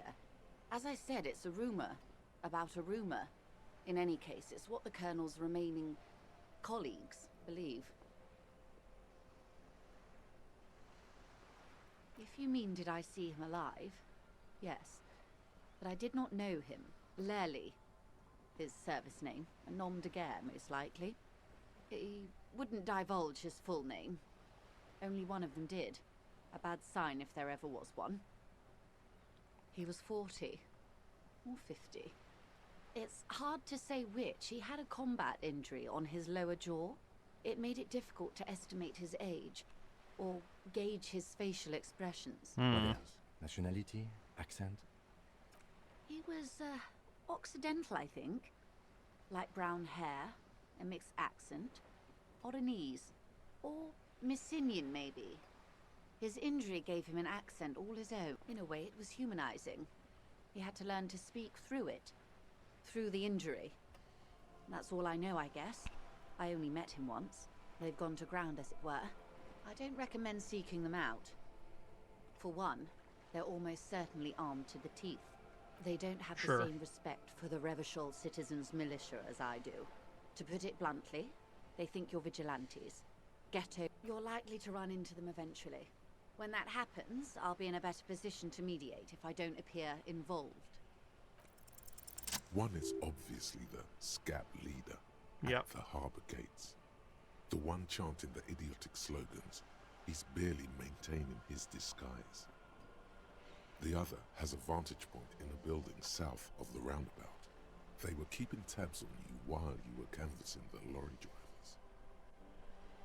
That may be so. I still hope you heed my... For all your talk of averting this catastrophe, the situation at the gate is a powder keg. Does this not bother you? Of course it bothers me, Lieutenant. But my hands are tied. How would my employer react if it appeared I were intervening on behalf of the Union? Your concern may be appearances. Ours is keeping the peace. That would afford a good vantage point. In any case, it's practically inaccessible. Where is your radio for contacting them, if I may ask? Heavens no. I'm not an undercover agent. There's a short wave at the ship's wheel. I hope I can answer it better. Until the executions start? Truthfully, I don't know. It depends on their progress identifying the members of the lynch mob, and their impatience. They don't report their progress to you. Not on this matter. I'm afraid they consider this a personal initiative. It's a matter of days, not weeks. I am sorry to have been the bearer of bad news. If there is anything else I can help you with, please ask. Of course. Excuse my hesitation. For about half... It was taken with a Trigat not long ago. This is the man's upper body. There were no more markings on his hands or legs. Her mouth is relaxed. The accordion lines near her mouth vanish. The pearls of her eyes move slowly on the photo's surface. Sorry. I was trying to see if I can read the web of interdependencies between these points. The stars. I can't. But that's how you read this story. The points themselves don't have letters, numbers, anything. Their size, location on the body, and distance from each other tells you what they represent. Close, port cities. This is an Oronese map of the waterways, a sailor's tattoo worn by wayfarers of the Dolorian century. Cool. Over 300 years ago, the sailors would mark their bodies to map their travels. His platoon members? The other contractors, though I do not suggest you go and show them that picture. This man was their friend and comrade. Surely there are other people to ask about the tattoo. This is not necessary to complete the task, officer. It's a dangerous side task. Yeah. I am relieved you think so. I don't think deciphering that tattoo should come before public security. Quite a few. Vredefort, the Oronese capital, traditionally stands on the right shoulder. He started somewhere near here, I think. What next? Then he made his way to the Preto Grande, through what I think must be the Stutz Canal, an artificial channel through the Occident. From the Preto, he sailed to the Insulindic Ocean, first the Semnese Islands, then this. Revachol. Those are the two constants. Vredefort on the shoulder, and Revachol in the heart. They started the tradition of these maps right after the discovery of Insulinde, at the dawn of the Interinsulary Age. The old world passing by, and the new world already here. You said you can't read it. I can't. This man was no sailor, and these are no ports. I can understand geographic fragments, but not their meaning. Vredefort? Vredefort has a military academy. The Semnese Islands saw a recent conflict. In Revachol, he was executed. That makes sense to me. We have no more use for a map of the waterways, just like we don't need sailors the way we used to. This is what the custom would morph into on the Occident. Mercenary tattoo. For all the boys looking for adventure, a blood spatter on the seas. Is there anything else I can help you with?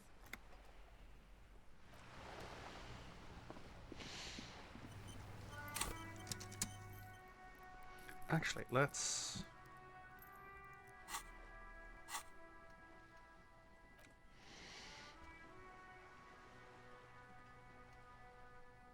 Bow collector is...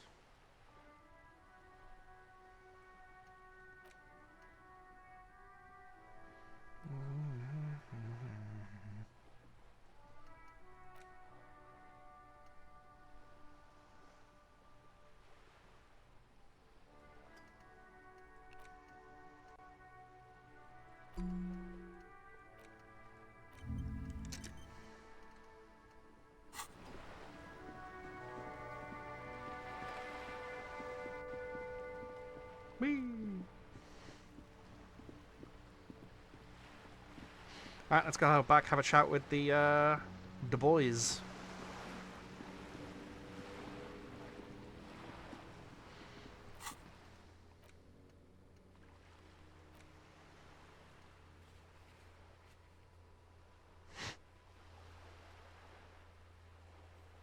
I still don't know my name.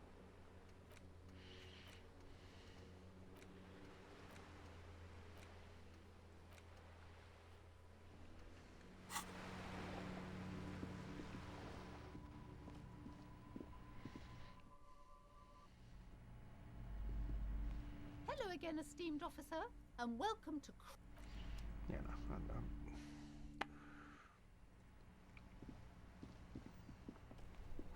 The only other person I can think of who I might be able to ask about Semnese tattoos specifically is Measurehead, and I would rather chew gravel.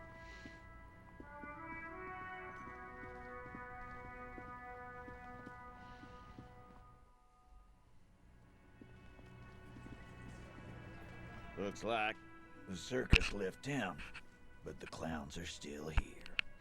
Yeah, I'm not happy to see you either, Titus.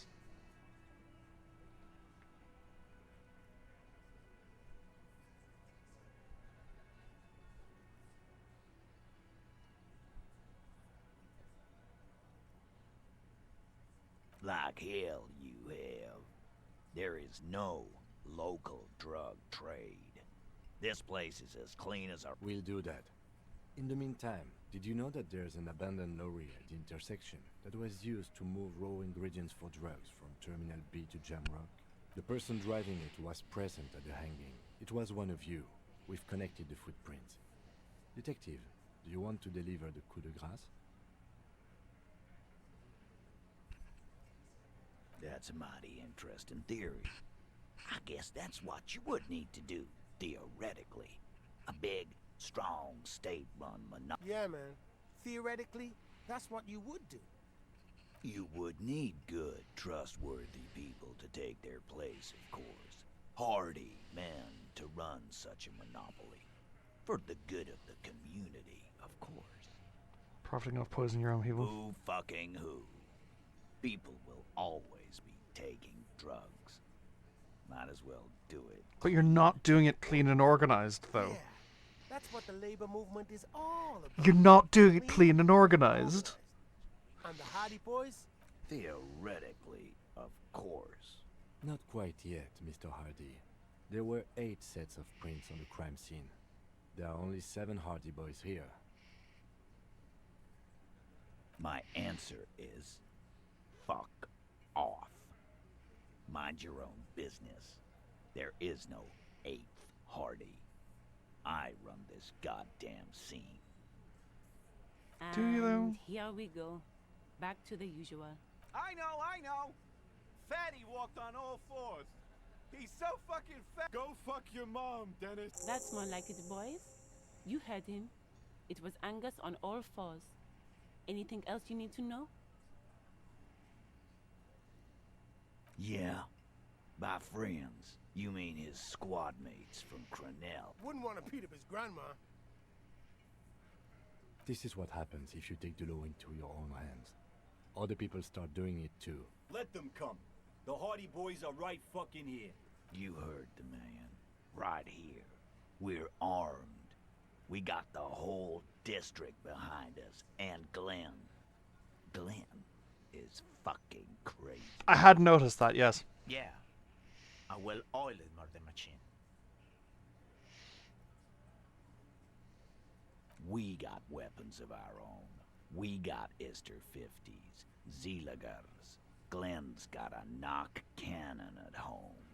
I guess we're gonna see. That was an unsure phrasing.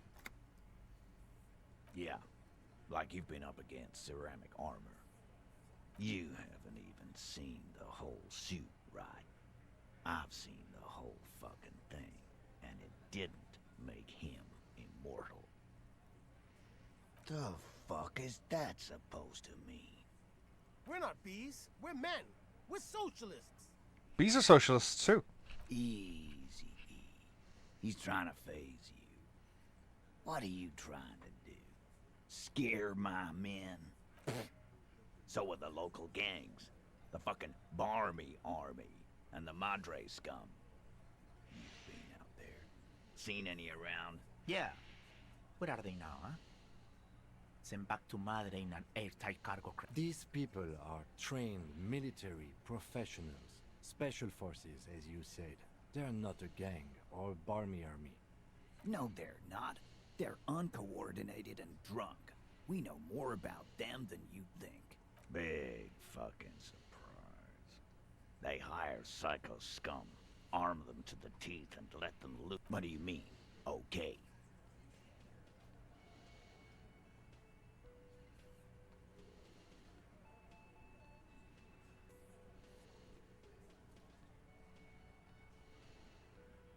No, they won't. Get out. All he means is that the situation is serious.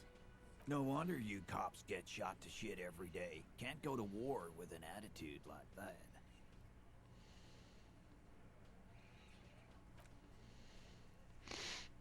I need to up my authority.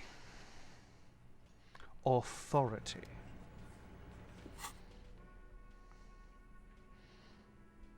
Okay, so hang on. What's losing me authority at the moment? I should put my shirt back on.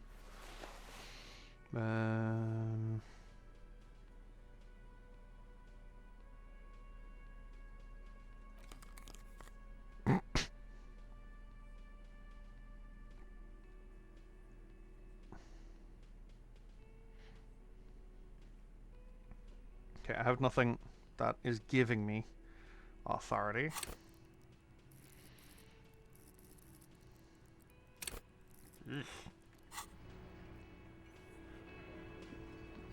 I've got nothing to say to you. Okay.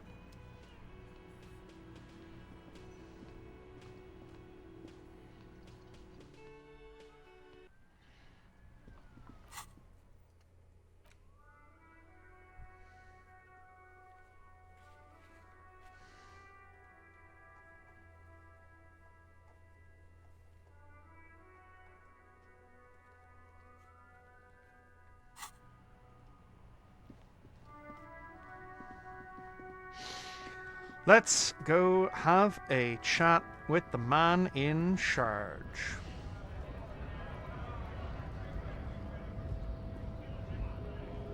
Nice aggression with the native. Don't let the chief fool you next time. You don't need to be that up in his face. Not bad advice, actually. This might. Let's talk about our right to work. We were promised work. We'd be in there, working, if the bastards hadn't shut the gates. Main gate's locked. Would take heavy ordnance to bust it open, and try to get in through the secretary's office. Door's locked. And I don't mean the scrawny mess punk either. I mean head measurer. Or whatever he is. Yeah. Giant on the bridge that kicked your ass. Head measurer. Won't let the workers by. The access panel is right behind him. Bad. Standing on a narrow bridge, he's got a strategically advantageous position. And he's trained. I don't know how the Union has a trained killer up there. But that one's no joke. And my men are tired and hungry. They're workers, not fighters. They're workers. Like civilized folk, you mean? These native fucks don't understand civilized. It would be better for the neighborhood if you went home, at least for now, if you can't get in anyway. No! They will give up eventually. Or get drunk. Leave the button unguarded. Then we charge. Do not be fooled by the programming. There is a precarious balance inside him.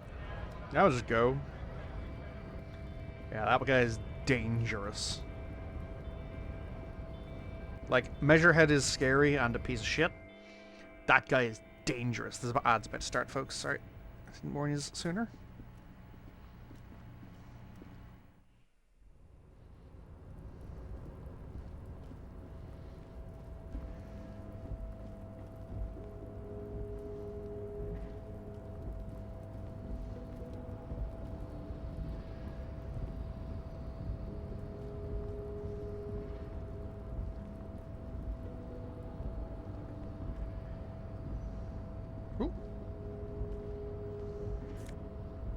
Oh no!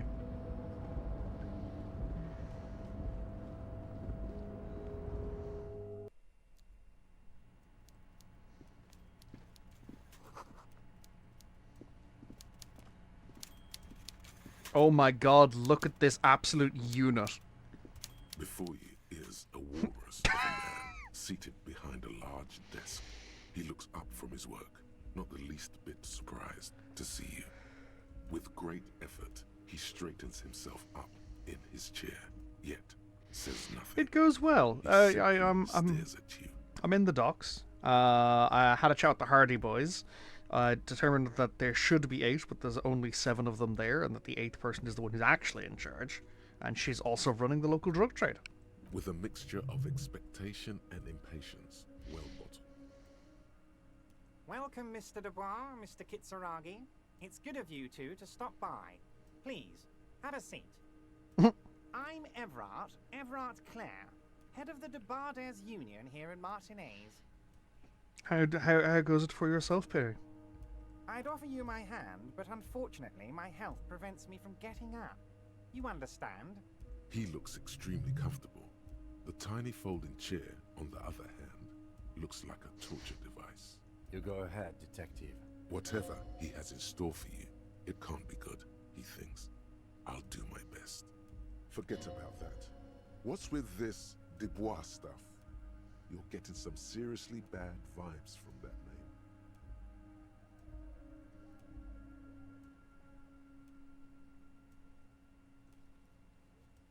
I'd rather stop. Please, Mr. Dubois, let us converse in a civilized manner, as equals. Take a seat.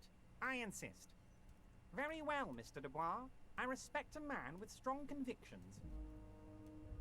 See, now his multiple chins move like ocean waves. I, too, have convictions. One of which is that I will not engage with any man who won't face me at eye level. Should you find yourself more amenable in the future, I'd gladly resume... You're no Titan of Elysium, buddy. He's got you in a fork. Excellent, Mr. Dubois. I can see that you're a reasonable man, and reasonable men can be of great use to one another. So tell me, how can the head of the Debarders Union help a representative of the Revachol Citizens Militia today? The chair you're sitting on has got to be the most uncomfortable chair in the world. It's violating your backside. Oh, by the way, I heard you got a rather rude reception from a certain Lawrence Gart. Some people have no manners, it pains me to say. This should take care of that nonsense. Giant novelty check on the desk. It should be sufficient to cover your expenses for a few days and patch over your differences with a cafeteria manager. Go ahead, take it. Wow, that's 25 real. That's good money. You need it. Yes, I know Lawrence. He's a real character. No union man in him. A real piece of work, that boy is. With a grin, he points to the checker game. It's like you're on a game show. At least don't thank him for it. Is there anything you'd like to say to me? No. That's cool. I wouldn't go that far. I'm sure there are cooler things than delivering a comically oversized novelty check to a cafeteria manager. But, sure, if that's what's cool nowadays. Now, I'd like to set your mind at ease about one other matter. Your lost gun. Let me assure you, Union people are on it as we speak. I've got my best hounds looking for that lost gun. His slug-like lips move, but all you hear is an echo. Lost gun, lost gun, lost gun. The world is swallowed by a black hole of fear. Only 2 words escape its gravitational pull. God, that was a success. And gun. When he said, "Don't worry," he actually meant, be very worried. I know everything, Harry. Right now, I know that you're worried. Don't be worried. Everything's going to be all right. It's not like you left it loaded. You didn't lose a loaded gun. Local children aren't out there playing with it right now, pointing it into their own mouths. It's in a safe place. I just know it. I have a feeling everything's going to be all right. It was loaded. There were 2 bullets in it. You always keep at least 2 barrels loaded. Who does this guy think you are? Ronnie the Rookie? You ain't worried about no lost gun, or unpaid bill, or forgotten name. You're the bad cop. You're probably more corrupt than him. Wait. Fuck yes. You're part of the old guard, the ancient guard, the most corrupt, unholy cops in the... The fat man does the same, sinking deeper into his chair than one would think is physically possible.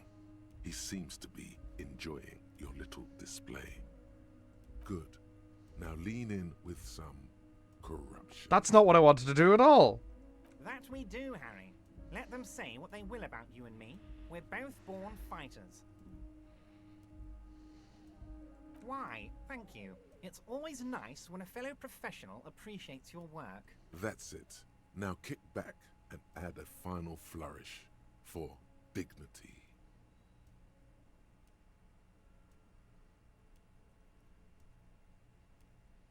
You strike me as a reasonable man, Harry. I think we'd like to ask you a few questions. Whatever you do, don't ask him about the gun first. You don't want him thinking you're scared.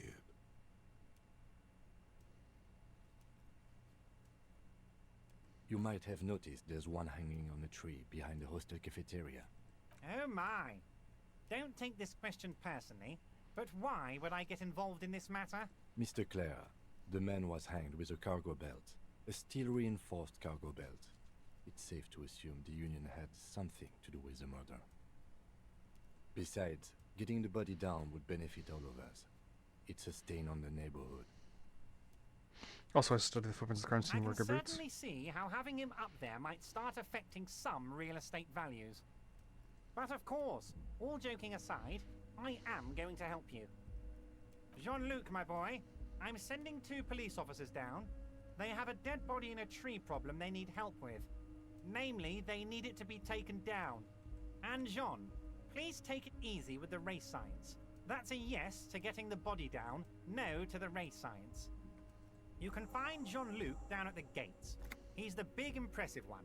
You know, tattoos, muscles, ethnic looking. Can't miss him. Great guy. Oh, of course. That's your main thing here. That's why you're in Martinez. I know everything that goes on around here, and I would love to... I mean, it's no secret that the lynching is connected to the strike. So much to talk about. Honestly, it's been weighing on me so heavily. I understand you need to interview me, but there's a thing that's been keeping me up at night. I want to talk about the hanging. I mean, if we could just... Yes, that sounds good. But I can't think straight with this thing weighing on me. You're police officers, aren't you? I have a crazy idea. You guys are basically door-opening machines, incredibly talented at opening doors. I'm not sure I understand. If you're asking us to... Come now. I just need you to go open a little door. An excellent opportunity presents itself, sire. You could win the trust of the arch-liar, pretend to play into his hand. Then, should you wish, bend his efforts towards your own. Harry, I'm a very busy man, and more importantly, I don't have that extraordinary physique you do. You look like you could run around all day. You want to send someone a message that the police are working for you. I repeat, I'm a very, very busy man, Mr. Kitsuragi, and therefore I must occasionally enlist outside help. Harry, my dear friend, I am what people call a local bigwig. I know everything that goes on in Martin. Of course, Harry, I understand. But if that's the case, I don't think we'll ever find your gun. Even worse, we won't be able to speak like equals about the murder. Perhaps this was just bad timing for you. Know that you can always come back to me. Yes, we both understand. This may be the only way, he thinks. I won't hold it against you. In fact, we probably should reconsider later. You've got a lot of spirit clearing up the drug problem alongside this murder. I'll talk to the mayor and see if... Actually, Revachol doesn't have a mayor. He refuses to discuss it further. It's probably just a small nuisance to him. My dear Harry, there are literally millions of containers. Harry, you smooth-talking son of a bitch. Time is a precious resource, and I don't have enough of it to count... Smooth talking. Maybe that's the way to go about opening the container. You should at least try convincing it. Oh, that's very nice. I haven't gotten around to her yet. One thing I want to make very clear, Harry, is that this is not some kind of union versus corporation situation. Everyone is just pals here. Just We're pals? all trying to do what's best for Martinez here. Don't feel like you can't cooperate with her because you and I are such good friends and I'm helping you get that nasty body down from the tree. I'm not a jealous guy. What happened to the previous negotiator? What do you mean, Harry? Nothing. I let him go. He's an old man, Harry. I wanted him to spend more time with his family. God knows how long he's got left. Harry, I have little people in my organization. I would never call someone a midget. What is this? Honestly, I'm beginning to think you're a midget, Harry. I'm only kidding, Harry. You're not a midget. No one is. We're pals. If she actually wants to see me, she will find a way. Any good negotiator would. And I just don't have anything to discuss with a bad negotiator. It's a fortress. He knows she can't get in. Yeah. Vanished? Harry, Harry, the woman left her casserole in the oven and couldn't make it here in time for the voting. Oh, did I leave my casserole on? Better go home and check. The election can wait. When she got back, the whole thing was over. Wait, there was no mention of a casserole from Joyce. Harry, Harry, Harry. Do not fixate on this little matter. Maybe it was a rabbit stew, or a hairdryer, or an iron. The point is, her heart wasn't in it. Mine was. This particular brand of humor he has, it makes for a fun. Of course, Harry. Let me just assure you one more time. It's perfectly okay to I have no interest in what she is doing, but I myself have nothing to hide. Your business is your business, and I respect your privacy. Just remember, none of this is secret. Tell her about all of it. My brother's picture, my singing swordfish clock. Tell her how overweight I am and how I'm helping you find your lost gun. Tell her about everything. Everard doesn't mind. It is rather interesting to tell people things about each other, isn't it? It was nice telling him about her right now. A fantastic change of heart, Harry. Go talk to Manana down by the gates. Just open one little door. You don't need to go in or anything. I just want that weasel to come home and see the unlocked door. That's it. Anything else we should discuss? No. See you soon, Debardeur. Just kidding, but not too...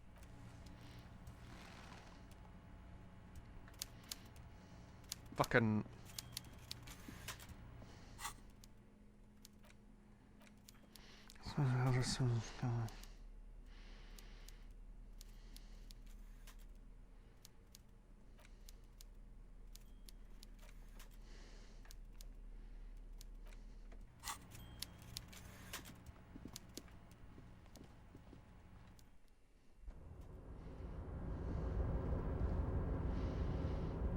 Oh, hey, mister. I knew you'd be back to talk with old Leo here. Yes, I did. Yes, I did.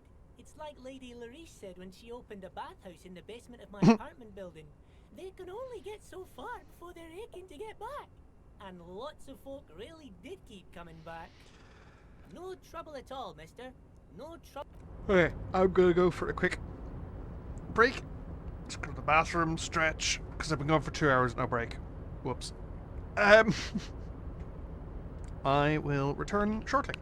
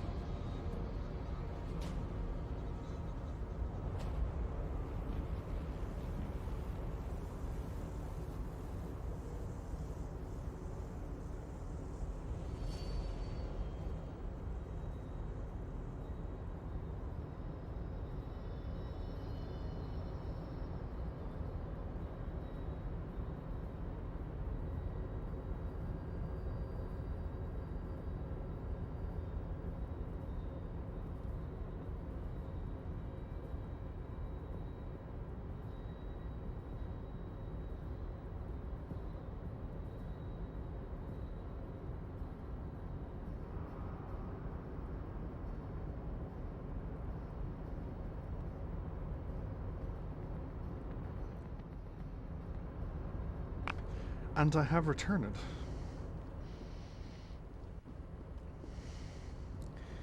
Alright, let's go have a chat with Manana. You're back before the cargo container. Its drawer has not lessened. No reply. The knock produces a hollow ring of metal. Alright. I'm curious about that cargo container, but not that curious.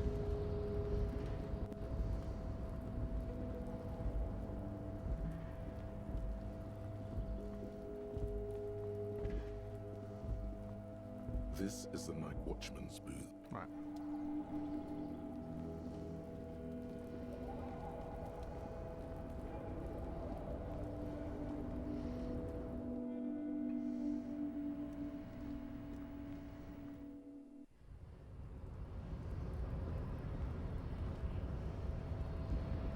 First, let's get the body down. Your race descent has only worsened since I last saw you. What? You have really let yourself go. I am not the first line of defense. I am the last. In addition, these so-called hardy boys are an effeminate clique of bodybuilders. Their company is spiritually degrading. You pick up on something artificial in his tone, like he's putting on an act. This is unlike him. He is usually more himself. Fine. They have recently fallen under the influence of a possibly sexually perverted. Oh, so he's a bigot as well. And a narcotic. He's a homophobe. It's shameful. Find out for yourself. Endomorphic blood. Interesting. So it was. You surmounted the harbor wall in a display of athletic prowess to reach my superior. Then had him give me an order. I salute your cunning, and I will remove the body from the tree with my bare hands. You're so noble, Measurehead. There's a but. But while I am gone, someone must stand guard on the bridge. That someone needs to be you. Both of you. This is the uncomfortable result of not taking it on ourselves. I can live with a compromise. Listen to your little friend. He is wise in his childlike way. His mysterious race may yet prove fierce competition to my heroic haplogroup.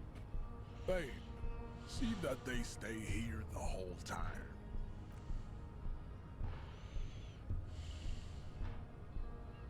Oh my god, are you okay, Kim?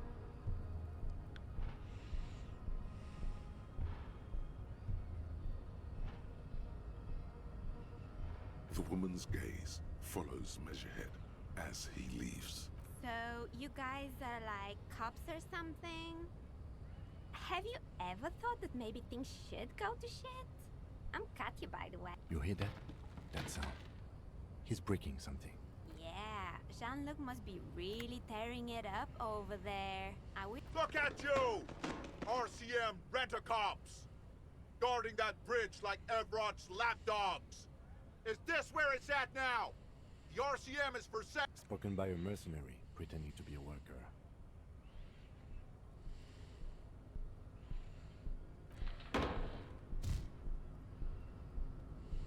A shrill laughter interrupts you, echoing across Martinez. It's Kuno. There, the man turns to look behind him at the behemoth appearing around the corner, approaching him, walking past him.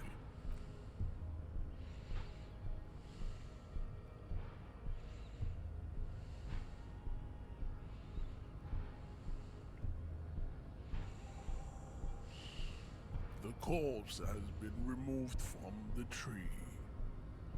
Stand down and congratulate yourself. You have sided with Ray's victory today.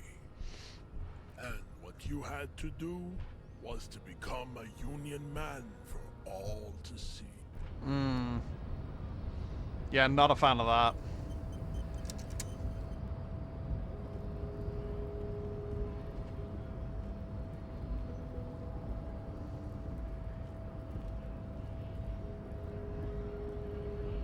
So, how'd you like our harbor?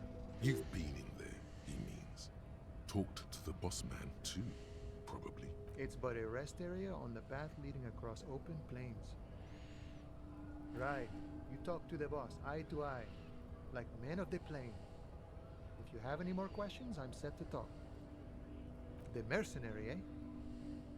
Who could have killed him? That's indeed the question. Why even do such a thing? What a thought! Why would noble workers resort to such a thing? Unless they were pushed, of course. Your dead guy was an enemy combatant. He was an agent of the opposition, attempting to undermine our honorable efforts. I ain't the murdering type, but that's just me. Large organizations like our union have all sorts of men, with all sorts of skills. He's not lying about not doing it himself. Understood. This has been a... No problem. I wish the best to you in your search. Sure, I'm glad it's not my search. A key, huh? What door is this key supposed to open? Oh, say no more. I got that key right here. And let me tell you, it's mighty good of you to help us out during the strike. Working class solidarity, as they say. Oh, so the none of the above type, are you? I get it, I get it. I like to keep my distance too. But it doesn't matter. It's a good thing you're doing. What you're looking for is a basement door behind the greenhouse. That's behind the whirling in rags. That's all I know. Our organization is what you call compartmentalized. Okay, but where did you get The janitor gave it to me. Nice fella. We talked about life and things that really, truly matter. None of this mess we're in. This jiving and juggling. What's it for? To feed our children, I guess. I'm more of a philosophical dock worker. I like to talk about the big picture stuff. Who I am, who you are, what we are fighting for. He means he's not going to tell you, cause he doesn't know. But he will shoot his mouth off with you now that you're working for Everard. Los Ardis? They're an independent militant group. A bit too high-strung, but it comes with the responsibility. They're sort of like you. Preserve the rule of law and all that. Except it's Everard's law. But really, they're just like you. We're negotiating our share. Aye. This stuff, they already covered. The wolf always wants more. I like wolves. The man whispers. Okay. I know exactly where that basement he's talking about is. But first, let's get my 25 real.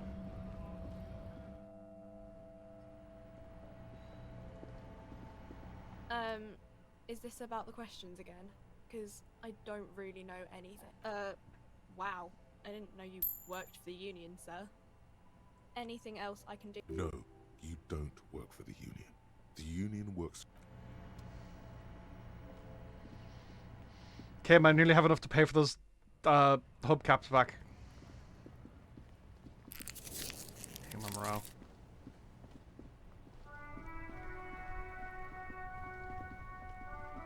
Is there an option to buy them back, actually?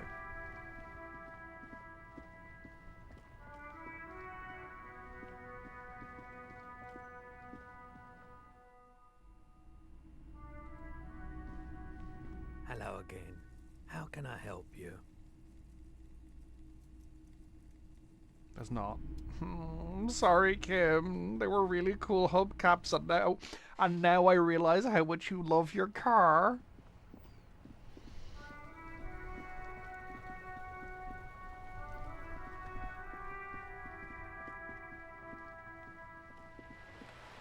Oh, no, I think.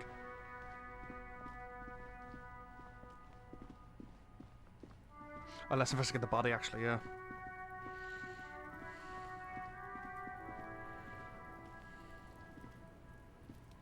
You missed a good show before. A kid came by and completely fucked the tree to pieces. He fucked the tree up!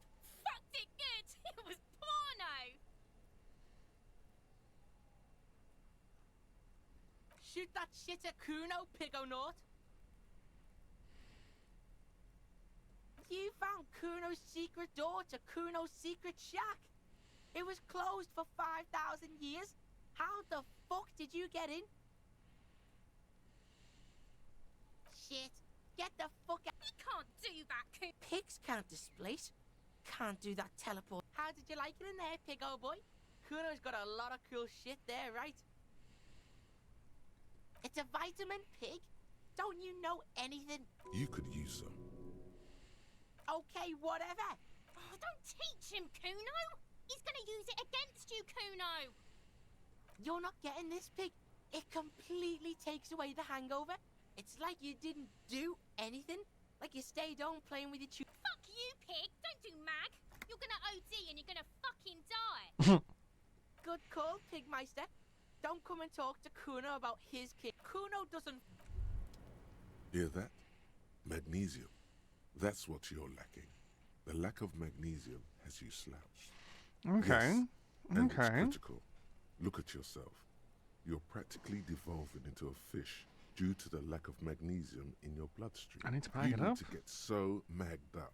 You've probably had 2 heart attacks and a minor stroke already. I need to pick Now, up a the only magnesium-based prescription life form. Yes, if you want to live, you need to evolve. And give it the posture check. You need to transcend the carbon barrier. New thought, magnesium-based life form.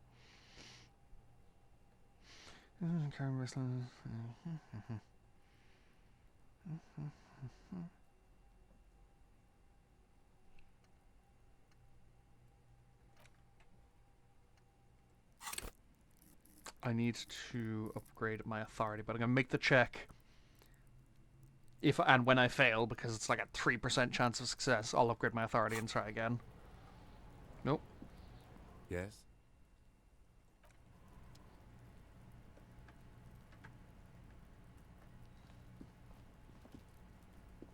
The corpse lies on the ground among the remains of an absolutely demolished pinewood branch. It's gently laid on Ads are one about to side. start, folks, just so you're aware. They should only be on for a minute and a half. Mr. Measurehead has done a good job. Nothing is too broken or compromised. The victim is ready for a field autopsy. Yes. 1. Investigation of the scene. 2. Initial examination of the victim. 3. Field autopsy. 4. Transportation of the body to the morgue. We are on number 3. The RCM's 4-phase murder scene processing manual. The fuck are they on about? Cop's gonna cut his shit up. No, you and I are detectives. The honorary rank of detective signifies our ability to handle the entire incident chain. From autopsy to cleanup, to social work, everything. Honorary rank of detective? An honor and a burden Oh, right. attached to your rank once you've proven yourself able. Usually after 5 to 8 years of field work. Mine is Lieutenant Detective. You are. Your station would not have assigned you on this case if you weren't. Now... The lieutenant adjusts his glasses and takes a deep breath.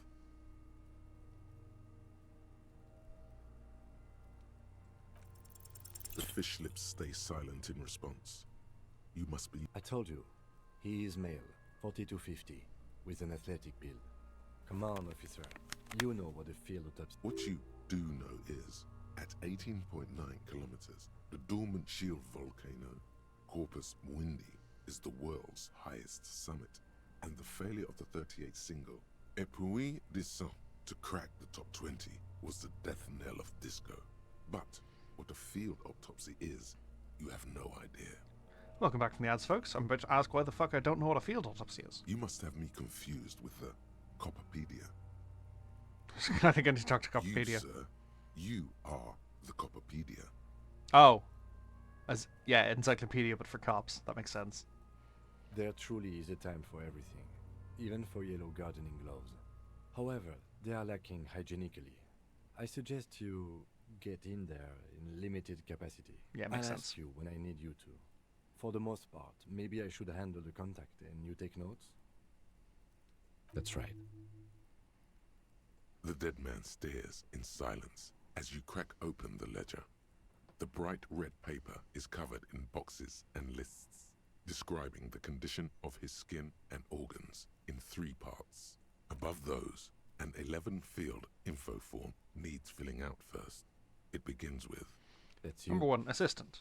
HDB. The corpse is indifferent to your scribblings. Just lies there. The next box says... Coroner's case number. KK57 dash 0803 dot 0815. KK equals Kim Kitsuragi. 57 equals Precinct 57, followed by his date 0803 and time of arrival 0815 on the scene. He's indexed the case after himself, not you. That makes sense. He's the one That's performing the... because he doesn't want to bring up the messy question of your initials. Next. Name. We've heard the nom de guerre. Lely. It's better than nothing. Write it down. What's Nom de next? guerre. Date of birth? NA. Non-applicable. Roughly 50. Try 40. The damage is so extensive, it's better to err on the young side.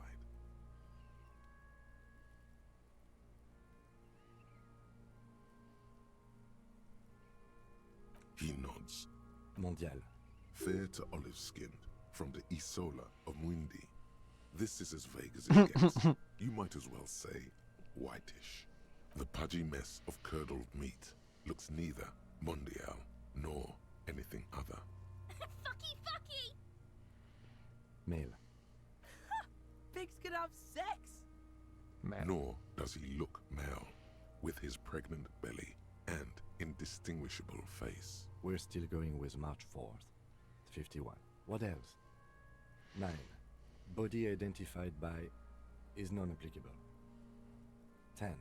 Case number is the KK 57 0503 08. None. At least not after the initial examination.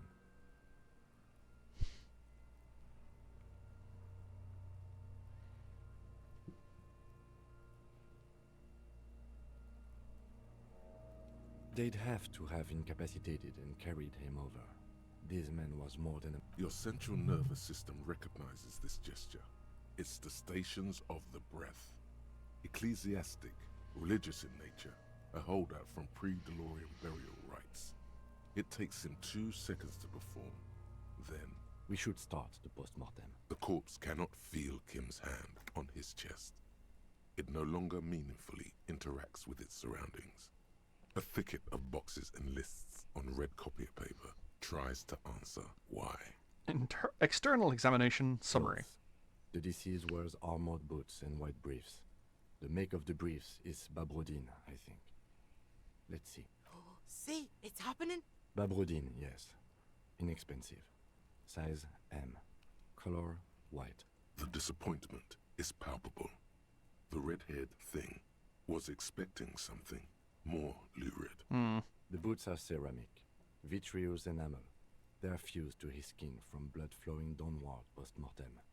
Removal of the boots is left for processing. The boot has a serial number. It's E50.100.100. The lines between the plates are in the shape of the alphanumerical. The number is purposefully concealed by the design. Tattoos. The upper torso is covered in a single, continuous tattoo resembling a microelectronical circuit board. It reaches from the right shoulder to the heart. The ink is blue and white. The assistant has a color photograph of the markings to be added to the case files as document A1. The photo is taken on the scene using a Trigat Mini. The deceased has a belt for airlifting cargo around his neck, tied with a hangman's knot. Color yellow. Length 3 meters. There is a buckle on the other end. Well nourished, athletically built, measuring 1.8 meters. Generally consistent with age 42. Preservation is good. Ambient temperature below freezing. Body hair is light brown. Distribution is consistent with the age. The deceased had male pattern baldness. Hair is combed back, short. Lividity is consistent with hanging. The head is congested. Contusions are present on the head, chest, and thighs. Consistent with stones thrown post-mortem. Low velocity. Fucking low velocity? You think Kuno doesn't know what you're talking about? Velocity was fucking max. talking shit about Kuno's velocity. In addition, there are bite marks on the face, scalp, and chest, consistent with predation. Ligature mark. Knife. The steel wiring. There's too much of it. We need to remove the bell so we can get to the ligature mark. You got just the right tool for that. The chain cutters.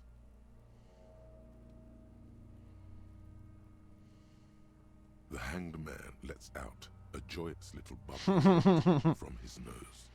Always good to think ahead. Now, we need to cut the bell to see the ligature mark below. See? My pig is gonna fuck his head off. No, he ain't. Your pig's a boring fuck.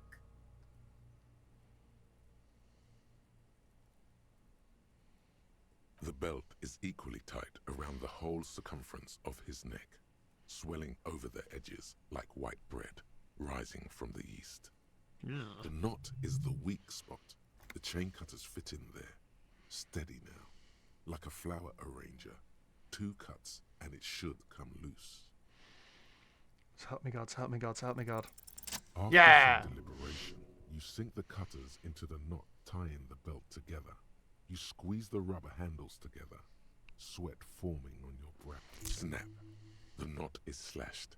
Another cut and the belt falls apart like a flower bouquet, revealing the dead man's neck and the dark red ligature mark around it. The rope rises to a point, leaving a gap in the ligature mark. The suspension point is in the back of the neck. A nail closer, running his fingers along the dark red groove until there's a gap. Hemorrhaging is observed on the skin, above and below the ligature mark. The mark is well pronounced, consistent with a drop from 1 or 1.5 meters. Chest is intact, normal contour. Abdomen is protuberant, pelvis intact. Genitalia... No! I fucking knew it! Genitalia is male and unremarkable. No evidence of injury. Back is symmetrical and intact. Upper and lower extremities are intact, but asymmetrical. There are combat injuries on the right hand, thigh, and hip.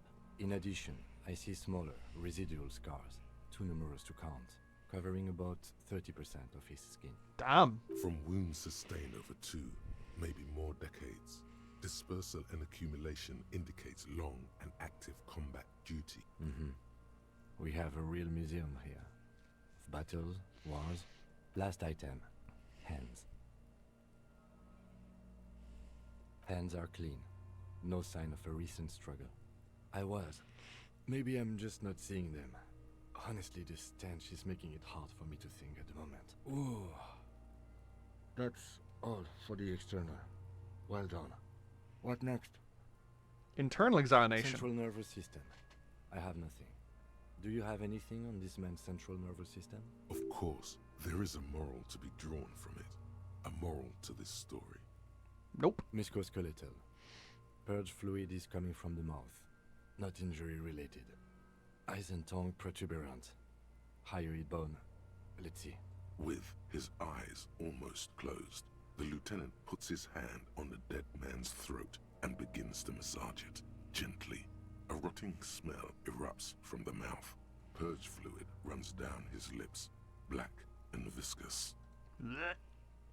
You hear cracks as the lieutenant moves his sharp fingers inside the flesh, like the creaking of an old house at night. Yeah, jack that fucker off! The hyoid bone is fractured. The rest of the musculoskeletal system is intact. Unremarkable. Respiratory system. As the prey begins to probe the dead man's jaws, he stops to exit reverse both hands. Oral cavity shows no lesions. The victim has received dental implants, possibly after a combat wound. Mouth swollen. Hemorrhaging present in mucosa of the... No scream. No sigh of relief rises from the darkness inside. It's humid there. Sickly sweet air, unlike anything living. You feel like you're about to throw up again. Straight. It's hard. Once more, you taste stomach acid in the back of your throat. A contraction. Your throat pumps inside. You need silence as always. Hemorrhaging present in mucus. Hepatobiliary. NA. Are you a hepatobiliary expert? Hepato means liver, and biliary, the gallbladder, and bile ducts. Am I an expert in those Nothing things? in your alcohol-soaked memory. Neither am I. Right, NA. Same for toxicology and serology, NA. Unless you have untapped Reservoirs? No, but do they take obscure trivia and odd tidbits? Cardiovascular. The body exhibits heavy lividity. Blood has gathered in the hands, feet, and neck. Hypostasis is visually consistent with the hanging. Gastrointestinal. This will do. Digested semi-solid food in stomach. Voila. Write it down, omit the What's voila. next on the list? Description of Let's see. injuries. We have bite marks, contusions on the head and chest, and a ligature mark encircling the neck. You'll need 3 fields. Leave a 4th one too. What's the 4th one for? Nothing. Just in case. Fair. Head, Bite chest, marks. and scalp bite mark injuries.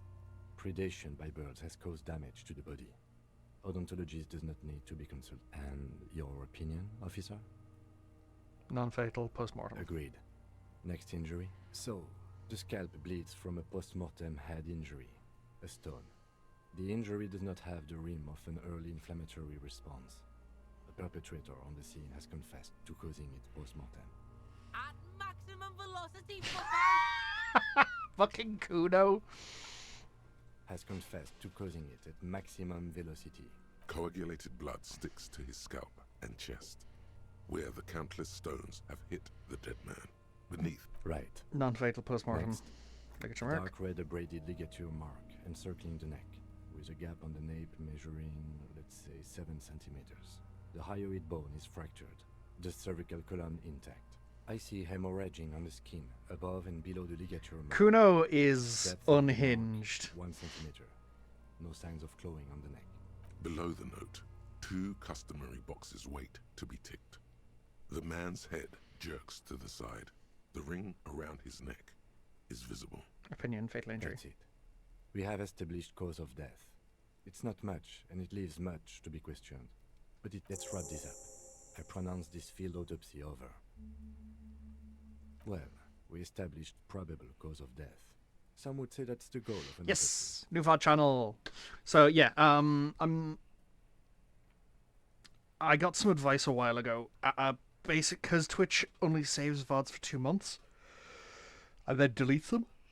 A lot of my streams don't exist anymore. And the one that I'm most devastated about is Outer Wilds. My Outer Wilds stream, there's no record of it. It doesn't exist. It's gone. Into the fucking abyss. So I have started downloading them and putting them on my YouTube unlisted. I'm going to start listing them as time goes on. Every Tuesday I'm going to basically go through my VODs, download them and put them on YouTube from this point on. We were thorough with the list of injuries too. We described them all in detail. What is there to say? Given the circumstances, it was a professional field autopsy. I need a copy of that autopsy form. Then I will drive him to Faubourg for processing. You tilt your head, also looking at the corpse. I'm sure we didn't get everything. There's always something. I'm gone. I'm a joke. Look at me. There is nothing funny about jokes either. A killer. A motherfucker. Go ahead, Coppo. Into the wild pale yonder. In the past. Way out in the west. What do you mean? It's the power of your imagination. Imagination. Go ahead. Ask me more questions.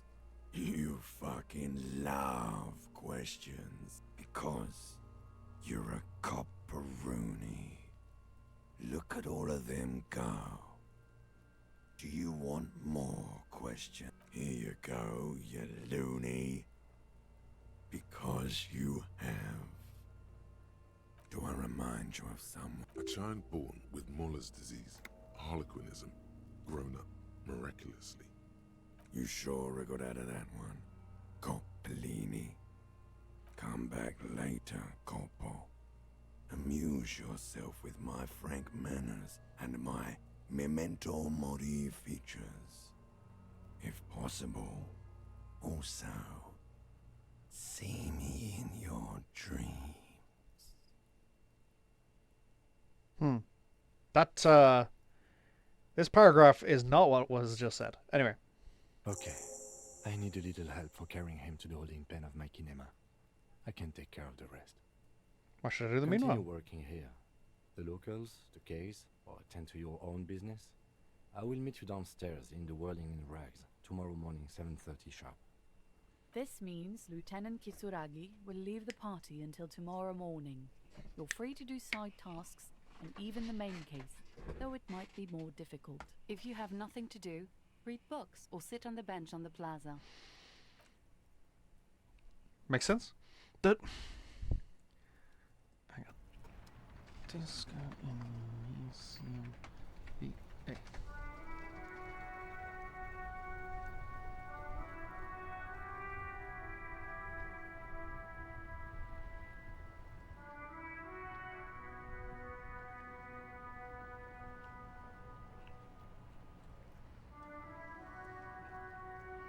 Her voice seems familiar.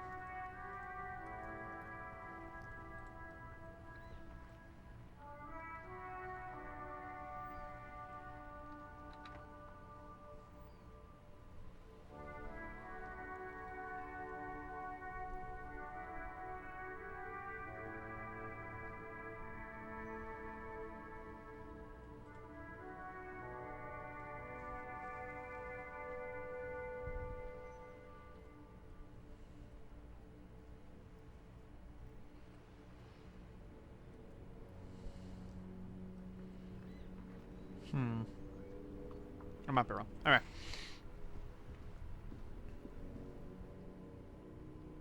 Yeah, like, most games will have that every now and again. Right.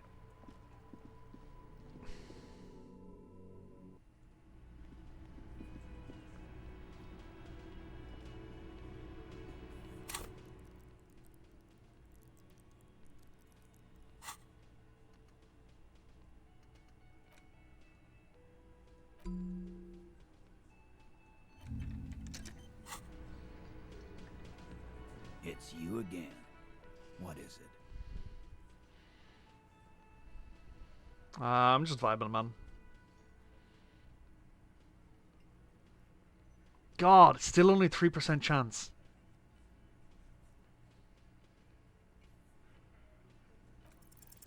Establish authority. Yes. Authority. Feverish thoughts race through your mind.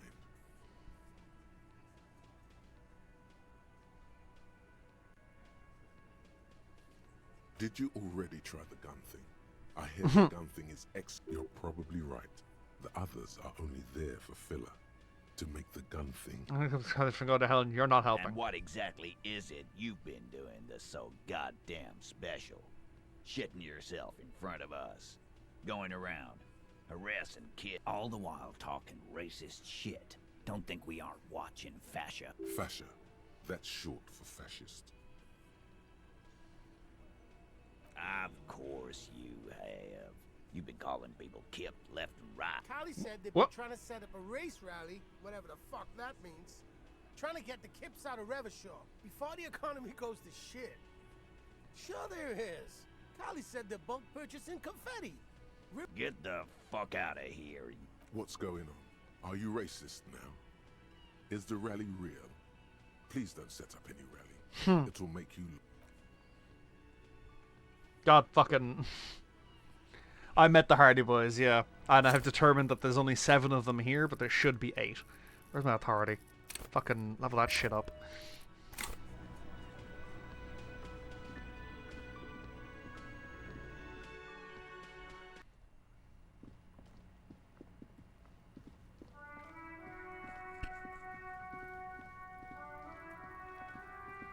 Ah, it is over there. I always get nervous when a game autosaves for me.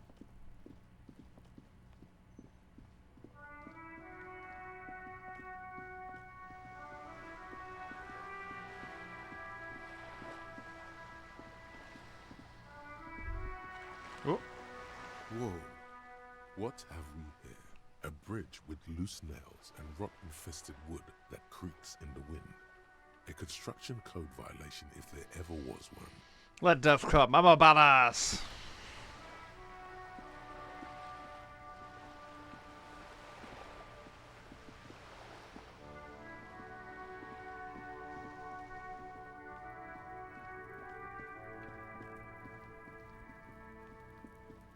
Oh, I want to have a look at this, actually, yeah. Just an ordinary wall. Nothing to see here. Because... Yo! Streamer look! Look at it. The shadows, the colors. Oh, God. All the other walls on all the other houses must make a pilgrimage in adoration of this, the uncontested pinnacle of wallcraft, color peeled from the very face of God. Oh, Wall Father. Absolutely. Now you just need them. Cindy the Skull has a paintbrush and paint. Yes, great thinking. Go talk to her. The wall will be waiting. So, officer, what did you do while I was away? Well, I did some graffiti. This must be it. The basement door is weather-worn. The copper nails holding the upholstery in place have turned green from sea air, and there's a knocker shaped like a lion's head. The leather upholstery is worn and rough against your... In fact, it's oddly silent in the yard around you. No birds chirp. You try to be as silent as you can. Finally, the door unlocks with a... There's nothing else to do than to leave and tell. There might be important information.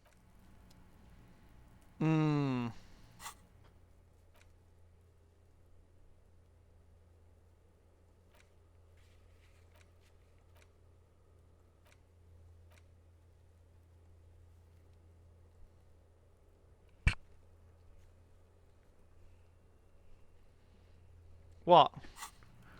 What you talking about, prop? What you talking about? Nothing to worry about. I might pop in there later. First, I want to chat with Cindy. Get me some paint.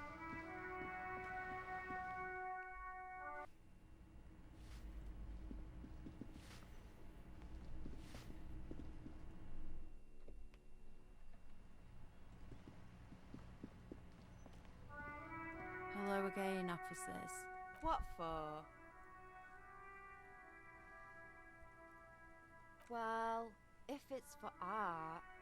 But what kind of art are we talking about?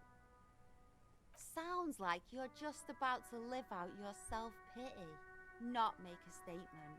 I can't have shit art on my conscience. There, Piggy. I guess art just isn't really you. 'Cause you suck in life and in everything. Mood. They do say the painter always paints his own portrait. That's pretty fucked up. Even for you, Piggo. You're a real sad sack. You know that? Go ahead then. Oh, but I'm all out of fuel oil. You know what you should be able to find in your government-issued vehicle? Red-dyed heavy fuel oil. Are you kidding me? Fuel oil is so much cooler. No way you're disfiguring that beautiful...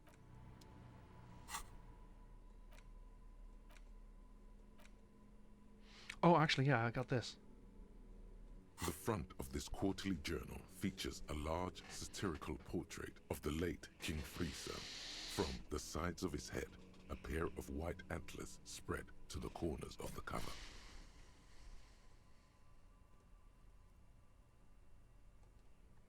Why Because Friso was incompetent, foolish, and cruel.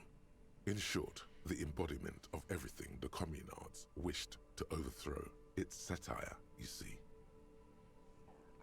To your disappointment, there aren't any full-color pictures to direct your attention.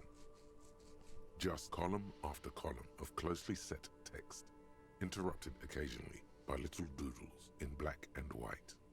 No advertisements, you notice. So who's funding this radical commentary? After rifling the pages with your thumb several times, you return to the table of contents. The magazine is divided into several sections: international developments, Kunst und Kultur, and local concerns. Just inside the cover, there's also an editor's note. That's the editor's note. As you know, this journal takes its name from Mazov's immortal expression, Du cristal à la fumée.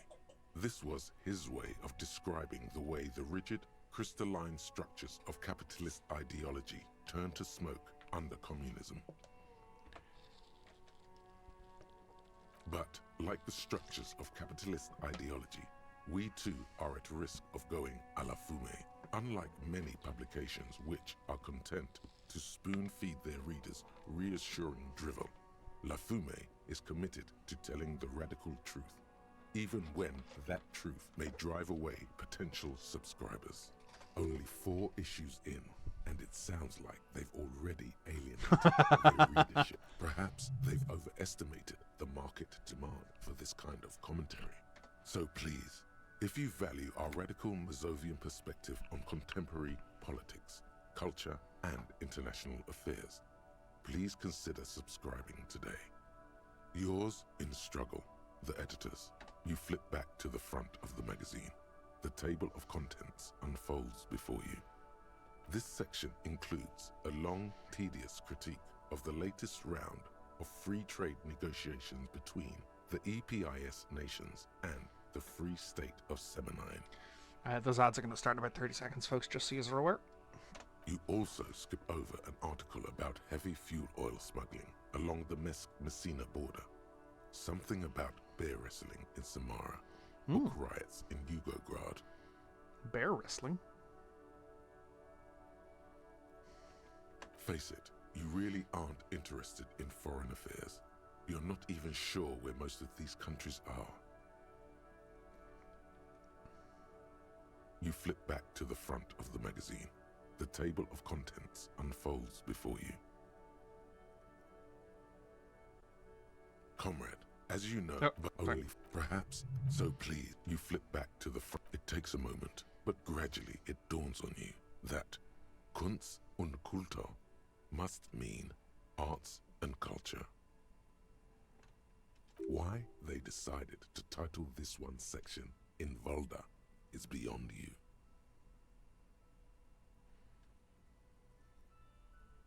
Obviously, because it's cool to drop random phrases in foreign languages. As you leaf through this section, you come across several reviews of recent radio plays, as well as a brief artist spotlight featuring a local artist identified only as CS. The main feature, though, is a long essay titled Tip Top Tournée, a critical Mazovian perspective. The Tip Top Tournée is an inter-Isolari racing series, mostly known for its high speeds, ludicrous sponsorship deals, and high death toll. In Revachol, it's held quadrennially on the prestigious Zero Carousel racing circuit.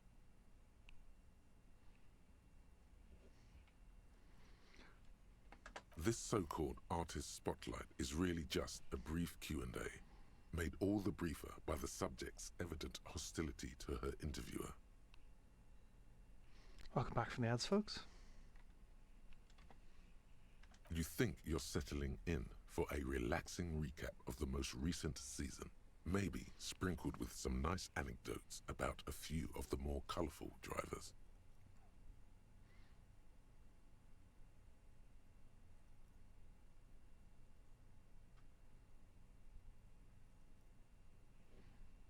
Instead, you find yourself skimming a 10,000-word feature about all the politically problematic aspects of Tip Top Tournée. What's wrong with Tip Top? Where to even start? For one, there's the crass commercialism of its sponsorships, and then there's the practically criminal emphasis on deadly motor crashes. So, all of it, basically. Oddly enough, this article has 2 bylines. Nasteb Encolada Bernal and Exilus Buka.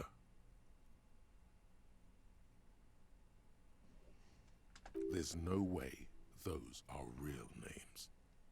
Have you ever met anyone named Exilus? Come on, they're plainly pseudonyms. Sure. Under capitalism, the article says, every pursuit has its price. Every pleasure, even one as elemental as the joy of racing others around a track, is reduced to an advertising opportunity. Thus, the so-called tourney becomes a competition between increasingly meaningless brand signifiers. Your discount laundry detergent racing against a pack of Astra cigarettes, or even a fritter. And that precisely is what's problematic about it. Were it not for the promise of random, spectacular violence, audiences would quickly lose interest.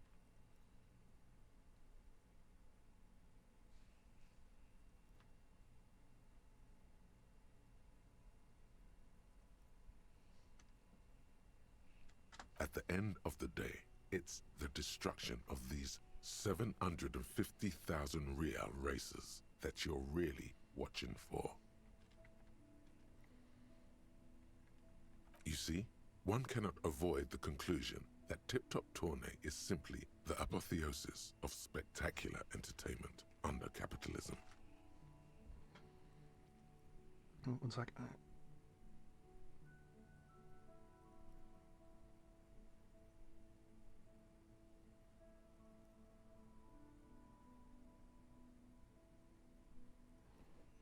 You flip back to the front of the magazine. The table of contents unfolds before you. Unsurprisingly, Local culture. much of this section is taken up with articles declaring unqualified support for the dock workers' strike. You skim the headlines. Paint the harbour red and white. Martinez tames the wild pines. A city in revolt. First we take Martinez, then we take La Delta. Finally, there's a brief article by the writer, G. Martin, accusing the owner of the Capeside Apartments of illegally attempting to evict certain communist tenants simply for not having paid their rent. Charging rent to live somewhere is outrageous. Hi, I live in a landlord's state. The writer G. Martin remarks dryly that capitalists love wealth redistribution, so long as it's only redistributed. I'm in my 30s. I cannot afford to live anywhere, really. Because a solid quarter of the people in government, like the legislators and stuff like that, a solid quarter of them are landlords, so they're not incentivized to resolve any of the problems that landlords cause. It's true. The rentiers have been bleeding you dry. You really ought to find your own place one of these days. You flip back to the front of the magazine. Okay, that was a bunch of information.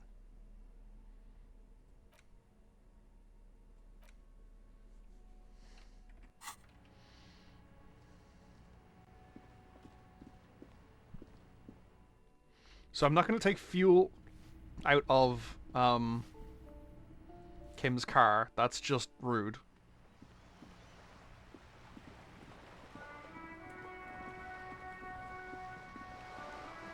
You're back. Good. You have. And how did you like Mr. Clare?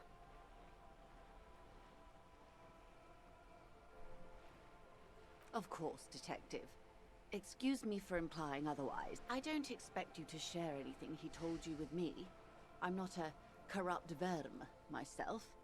However, if you felt like passing, how could I stop you? Are we not human? Are we not curious to hear another person's take? Intellectually speaking, it would be quite interesting to hear what she has to say about. Of course, Detective. Until then, is there anything I can... I kind of want to see what's in that door I just unlocked, but I also get the feeling that I'm being watched specifically to see if I do that.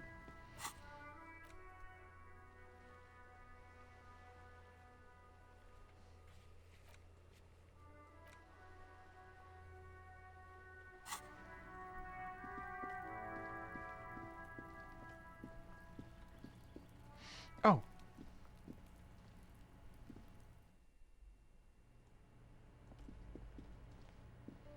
I need to wait for this guy to come home. Oh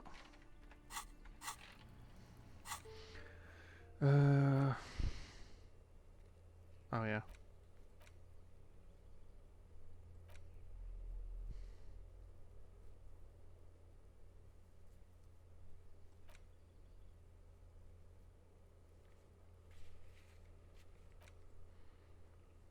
Sometime after 9. Okay, that's fine.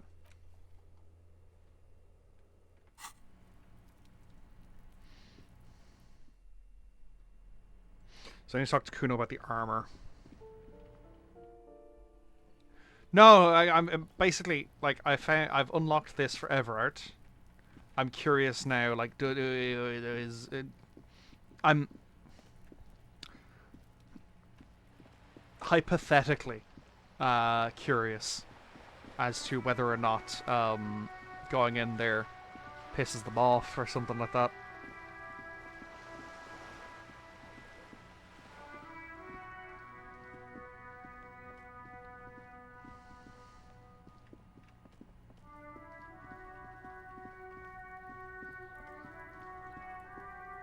See if I can track down the armor while Kim's away. Fuck does Kuno care?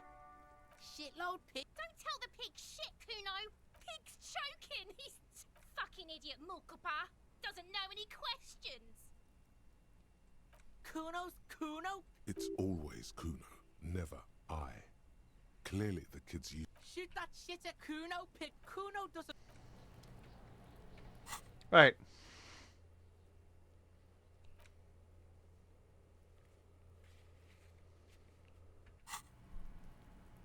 Fuck does Kuno care? The fuck do you want with it? Oh, that? Kuno decapitates pigs. That's just a Kuno demo tape. What is this shit? Fuck your shit back to normal. Well played. No one saw that coming. That's where Kuno gets his daily hit of electric. Bet you'd like to ride the lightning too. Good call, Pigmeister. Don't come and talk to Kuno doesn't... I think maybe because the body's gone, I can't ask questions about it anymore. Shit.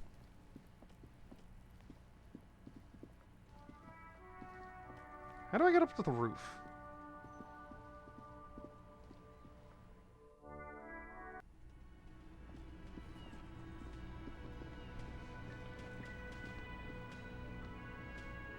The man ponders his cooking utensils and gives you a little nod, acknowledging your presence.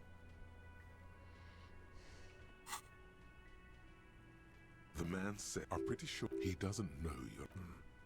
Of course, turning it up seems the cook gives you a long, disappointed look, then turns the stove off and seems to... Fuck you, Electrochem.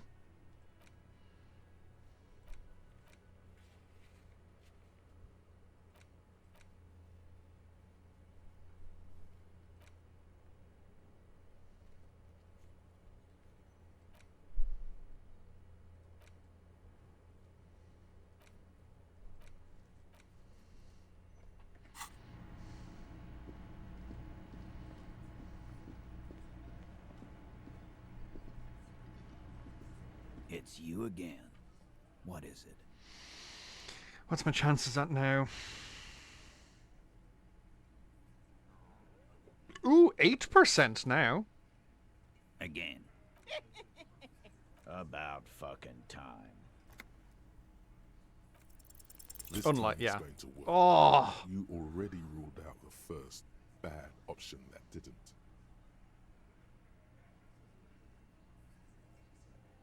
Stop shitting your pants. The law. Yeah. Aren't you listening? It's done. Finito. No, asshole. You're nobody. Stop yelling about the goddamn law in my establishment! We get it. You're... Jeez. Okay, we get it. No need to piss in my drink. That was worth a shot.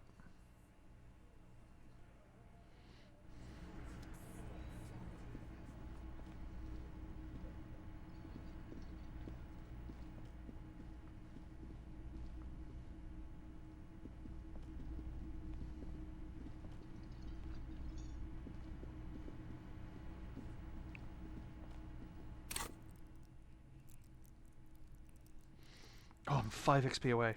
Damn it.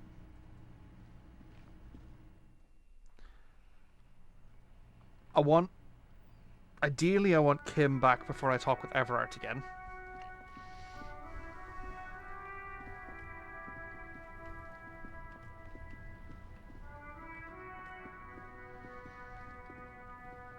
I gotta go in with my guy.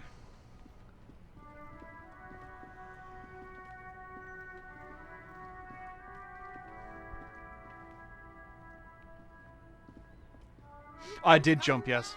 That's good, officer. Keep browsing those clothes, keep saving that. The speakers below are banged up and worthless. The sneakers triumph over them.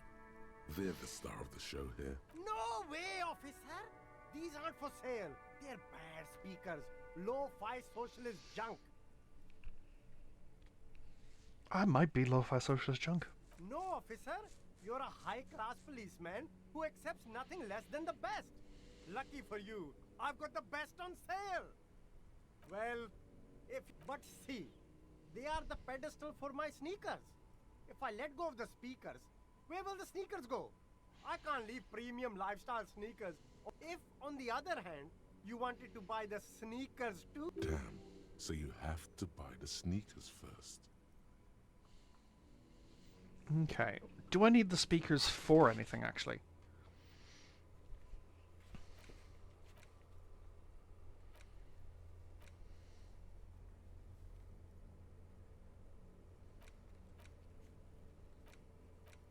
Not right now.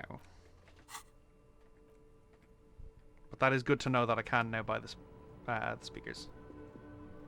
The shine on these sunglasses lasts a lifetime, officer. 100% guaranteed. Okay, like, the sports visor boosting my perception might not actually be a bad shout. I've been doing fairly good for perception. Where is it? I've been doing surprisingly well with perception considering I only have 4.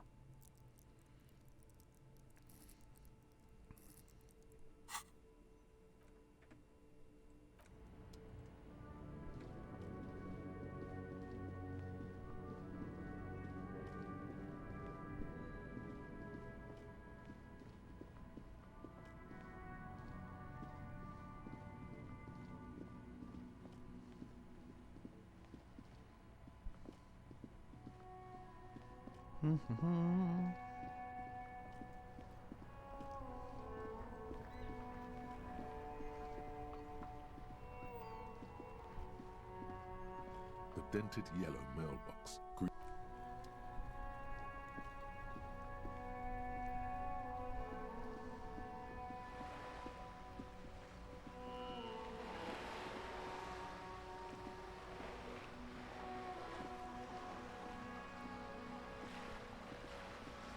Yeah, I hopped the wall on the 3rd attempt. Hello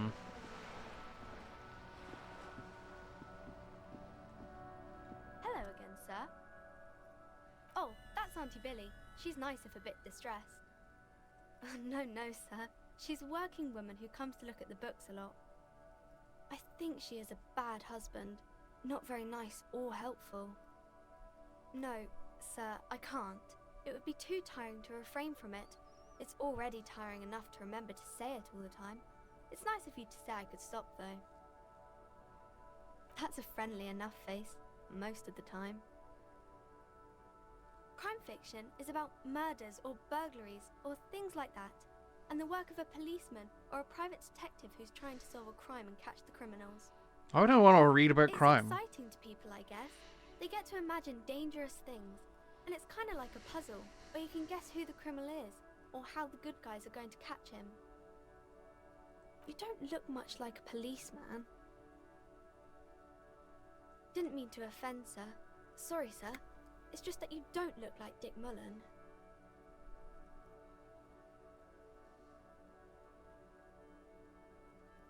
Don't say that. He's not even real. You're real. Cheer up, sir. It's much easier being a fictional character. He doesn't have to deal with real things. This is true. Maybe you can show me some real deductive police work, sir. Like in the books. The girl. Could you keeps her imagine if I'd hands failed folded, that? Hidden. Why is that? What do you mean, sir? She looks around anxiously. Her hands remain folded. She brings out her reddened hand. And you knew this from me keeping my hands folded? Well, that proves nothing. Anyone could do an easy deduction like that. She nods, half provocative, half enthusiastic. Maybe so, sir. Okay, I know it's a bad habit, and I shouldn't. It was okay, sir. There's more that can be achieved here. Ask her to do the same. You're quite sober. Because you usually aren't. I sure hope you are. There she stands, swaying on her feet, assaulted by the early spring breeze. There's something you're missing.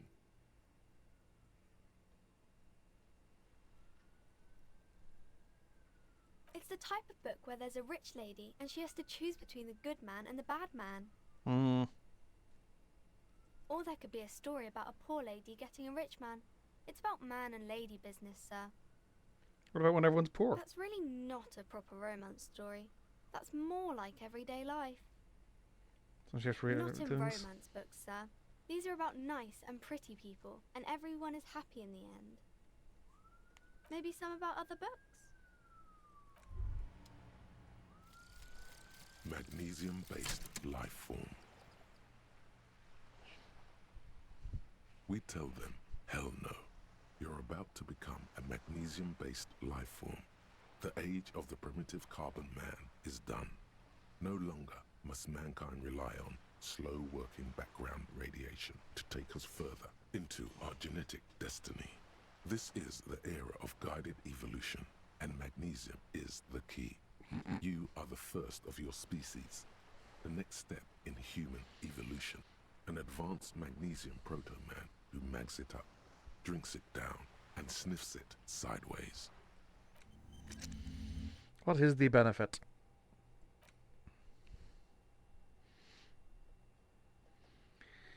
+2 volition, -1 logic. Okay. That's not terrible. Because that increases my morale as well, isn't it? Yeah! Morale for days. I just went from 2 to 4 morale. Hello again, esteemed officer, and welcome to Crime God. I've told her not to do that. It's such a disgusting habit. She can, if she has enough willpower. This is what's called growing pains. Life isn't easy. Life doesn't give breaks.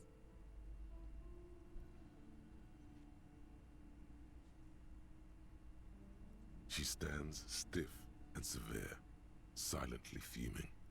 10 or so seconds Stop pass abusing your without child, by change. emotionally abusing your child. She's looking for one, but there simply aren't any good arguments for being an asshole. Oh no. Hold on. I need to invite her inside and apologize. She must be there. I don't know what to say to you. My husband, he tries to teach me business lessons. I have not ventured deeper into the bookshop. All this stress. Thank you for the posture check. Yes, my husband is a successful entrepreneur east of the river. If only he were more involved in the business we're running up here. No matter. Soon we'll both be off for Grand Couronne. It's a proper place to live. One of the most peaceful neighborhoods east of Jamrock. You may know it for its massive housing projects. Most of the buildings are empty at the moment. It's a great opportunity to get ahead of the crowds. Better times ahead for sure. It's been going pretty well actually. I've been doing pretty all right. This is a weird one, because I think this is a game that I think I was mentioning on Wednesday. This is a game that I probably wouldn't play on my own in my own time.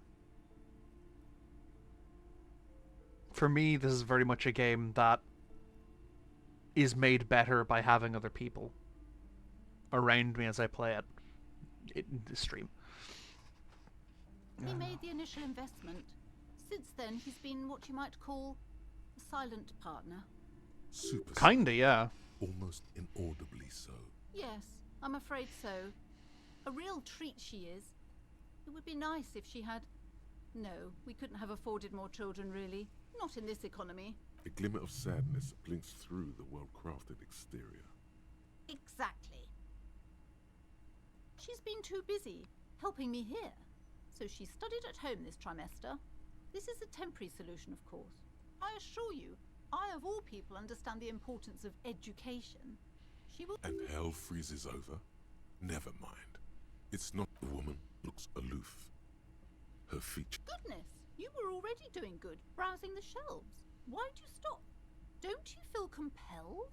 Go. Everything is on the shelves. Take a look. She smiles.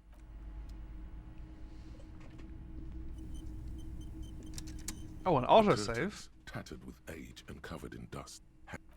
Just as you're about to pull apart the curtains, the petrified voice of the shop owner cries. Sir, don't touch that. I told you it's off limits. Parapsychologically speaking, we're dumb if you decide to open them. I won't be held responsible for the consequences. It's too... She looks away, mumbling. Why is everyone always messing with the curtains? Why can't they just buy books like normal people? No, it's just a storeroom for the employees, I told you. Now please step away from the curtains. Why? It's not like anyone was killed there. I am sorry, I don't mean to be so impolite. Just please don't go there. I can't allow that. You'll only make things worse and unleash the... The curtains do seem frail suddenly, not robust enough to contain a slippery darkness. No! Please just talk to me, officer. Talking is always good. The curtains, tattered with age and covered in dust. Oh yeah. I'm gonna be very reasonable. Officer, Why are you so upset? I already told you. It's just a storage room for employees. I don't understand why it's so important. Just let it go, officer. Go buy some goddamn books. You're supposed... She's so tense, it's a miracle she hasn't snapped in half yet. It's just for decoration. Okay, fine. It's just because this place is cursed. Just like everyone said. They don't Just call it the doom open of the door, commercial area Cthulhu's for there nothing. reading a book, going, excuse me. Are you happy now, officer? Happy that you've ruined everything? Host of hosts, she prays. Guard me and my honest business venture from the curse that lurks behind the curtains. The curse is so much worse than you could imagine. It's a disease, eating at the very foundation. It's the curse of financial distress, of ruin and bankruptcy. It's not just that, officer. We're dealing with something supernatural here. It's the cacodemons feeding off bad business practices and disappointing income statements. Those are some, I mean, they could be feeding off sorrow or your fucking soul, so like... There's something wrong with this building, I can tell you. Ever since I arrived, I've sensed an eerie lingering presence. As if I was on... Yes, I've contacted numerous parapsychologists, and even a pair of Simonese mediators. The wards help to keep the doom at bay and protect us against the darkness that lies further in the building. Even though now I fear it... Oh, this! No, it's a special Himian amulet, blessed by desert pygmy shamans, with a spell of compulsion. It's to compel people to buy books. There are numerous spells cast throughout the store. I had the books anointed with a different inducement spell, for example. It's guaranteed to boost sales 15%. Desert pygmy shamans. That sounds like a rather questionable way to describe a group of people. Most certainly not. I don't want anyone who's not familiar with the psychic arts to get involved. My liege, you know what this case calls for? A para-detective. Fuck yeah. Slither up to her. I'm a para-detective now. Show her what world-class perfidy looks like. You're not lying. You're giving her peace of mind. The means are thus justified. Are you sure? Don't think I haven't seen charlatans before? You're no paradetective. You look nothing like one. You look like one.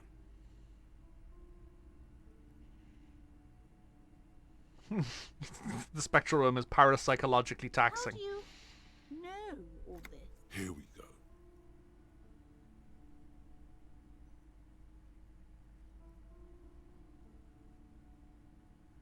You're part Simonese. Oh, it means our meeting couldn't have been mere chance.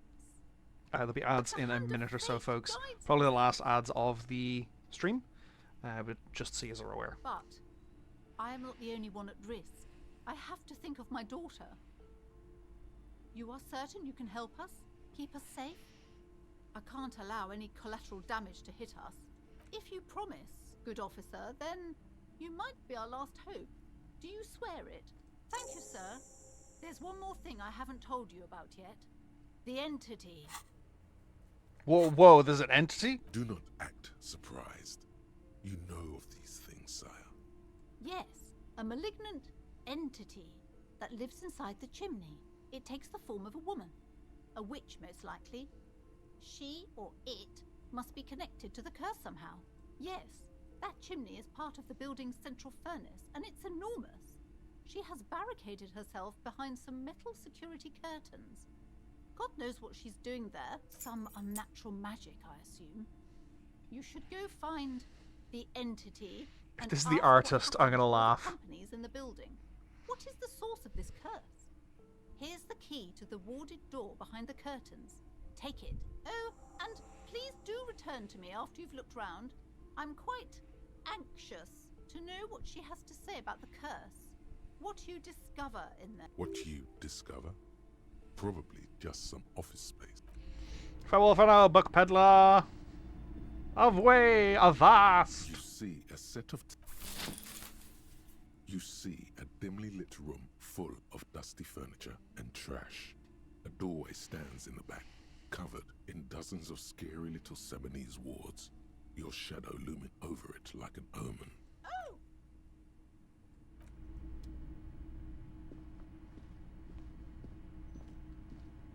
That's a cool piece of art.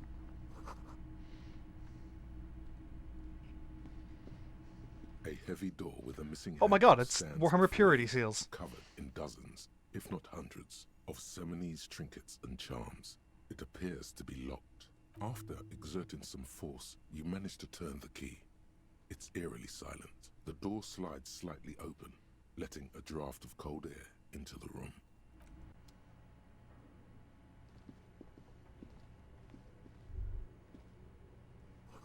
Smells like leather and sweats. Sand is dripping from a punch bag. A ball! Circus Fortress, the rest is worn off. Worn out wall bars, they look unsafe. A barbell lies on the floor. The color has worn off its weight plate. It's 60 kilograms. Your triceps hum at the sight of these weights. Show the world what kind of beast it... There are no collars on the barbell. This is a safety hazard. Absolutely not. I'm an intellectual. I do not lift weights.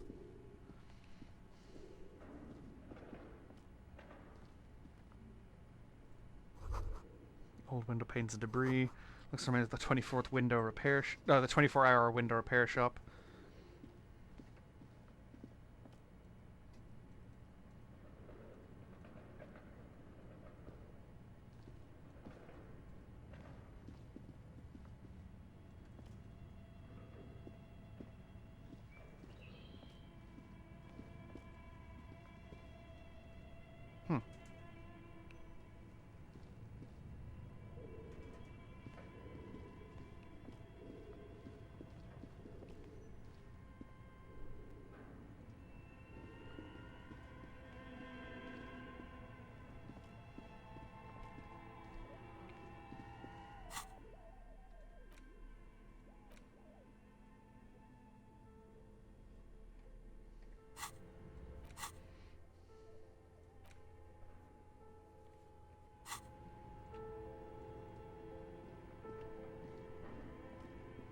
No chimney here. And this is all inaccessible. Oh, I should investigate with my torch. Hang on.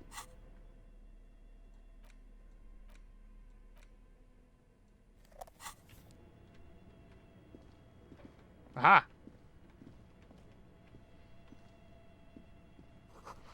Large demijohn full of strange liquids. Wild demonstrate in the dark, stuffed and mounted. Ooh, very creepy. Airship rotors covered in spiderwebs that remind you of blades.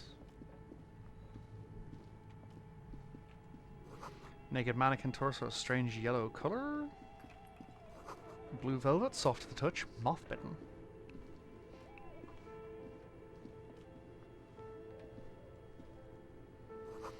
Skis with slipstream printed on a laminated top layer. Production schedule filament memory. What? Enjoy your dinner. Go clean. What the fuck is this? Cube across the filaments feels oddly fragile in your hand. Its intricate structure covered in dust. Silver tape on the side reads production schedule. Note the filament contains information that can be read using a radio computer.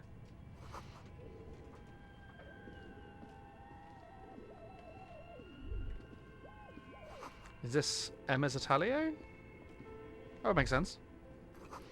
Where are the clothes it used to display?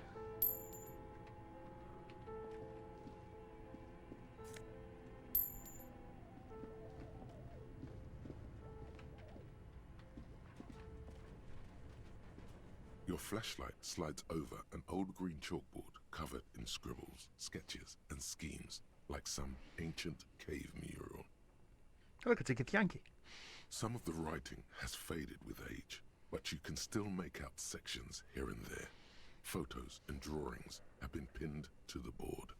These lithe, pointy-eared creatures appear to be different types of welkins. You make out autumnal candle welkins, casting wax-based magic, translucent welkins, with organs shining under their skin, and even ether welkins, hailing from the vast emptiness of sidereal space. You should adopt one of those welkins as your persona. No longer a mere man, but a welkin. One of the welkins, towering among the rest, appears to be different, however. It's Vara Hamira, a high welkin, his face white and scarred like cracked marble. This is clearly a welkin supremacist. The note says, all non-welkin races will be purged. The Haldor, the Twarg, the humans, and even headless men, all of them, purged. Imagine a world filled only with welkin, green welkin, dread welkin, and the high welkin to rule them all. Your eyes glide over 4 sections of the imposing green chalk. The photo collage depicts barren, icy landscapes wrapped in perpetual night.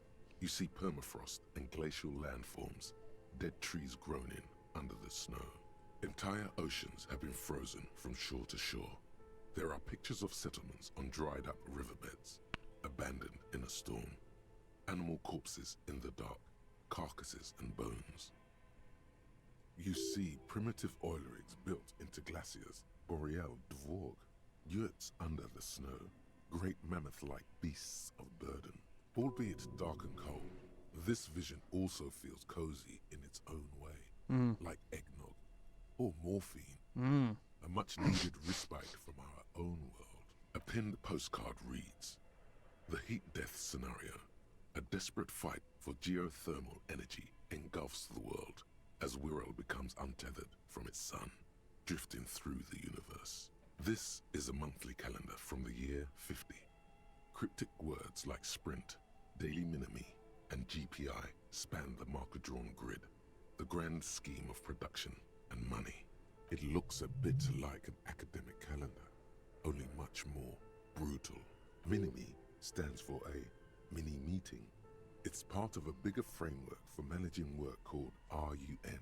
Station 41 tried to implement it a few years ago, but failed. As time goes on, the numbers in the boxes grow rarer and rarer. The board becomes an empty snowfield in the final days. Only failure and regret dwell in this region. Looks like they didn't make it. A note in the bottom left corner of the chalkboard says, "See the prod schedule filament for details." Which I The have. handwriting is only partly legible, but you can still make out 3 slogans: "Call in, tune out," "Wirral Untethered," and "Heat Death of the Universe." The full text reads, "Heat Death of the Universe is the new black." Another note says, "The biggest advancement in role-playing systems since the 30s. Fucking nerds. This appears to be some kind of machine with a cube-shaped heart and a wired framework. The keyboard has a rectangular on-off button. A piece of paper still hangs from the printer. This is the Ream Civic radio computer, model RC5120, equipped with a Feld mainframe and a Ream-compatible printer. The machine lights up like some prehistoric animal stirring from its slumber, revealing fluorescent play and print keys on the keyboard. The hatch on the machine's central compartment is wide open. It's empty like a beehive without its brood. Some cables have been left dangling, disconnected. The filament you have would fit perfectly inside, like a smooth drawer. The filament slides into place. On the keyboard, the play key starts blinking. A bar of fabric right above the keyboard starts producing a soft hum. The sound of static seeps through the machine's planar magnetic driver. The static gets louder, slowly filling up the abandoned hall, until a voice speaks out, crackling and old, cutting into the air. Good afternoon. Fortress accident en rue de Saint-Ghislaine. This is East Insulindian Repeater Station 1. Please repeat. Is this the production schedule? The filament you have inserted into the reader, that was a question. Have you inserted it into the core? Good. Please repeat the password. Password? Of course it would have a password. That's why there's a human administrator involved. No. A hint system is not part of the protocol for repeated. I am contractually obliged to protect the privacy of the filament holder for stress accident. Without filing a warrant with Lintel, I cannot give you access to this filament. Now, can you please repeat the received? I will register. Don't worry. Password. Fortress accident. Is there anything else I can do for you today? Thank you, and goodbye. Tiles on the cube are still smoldering. Okay. This old fireplace is covered in lines drawn in blue and red marker. The mesh It- runs over the stone like blood vessels on It's alabaster not skin. wrong. For It looks every ghostly game and that comes out, strangely ancient. 5 games don't even make it to production. And that's generous. The whole thing resembles Cadran mosaic tiles. Very pedantic. What? History classes, students with their textbooks open, studying the roots of our civilization. Those aquarelle blue tiles look beautiful in the sun. Radio frequencies, it seems. UKV 123.6, UKV 123.7, UKV 123.9. Some written notes, too.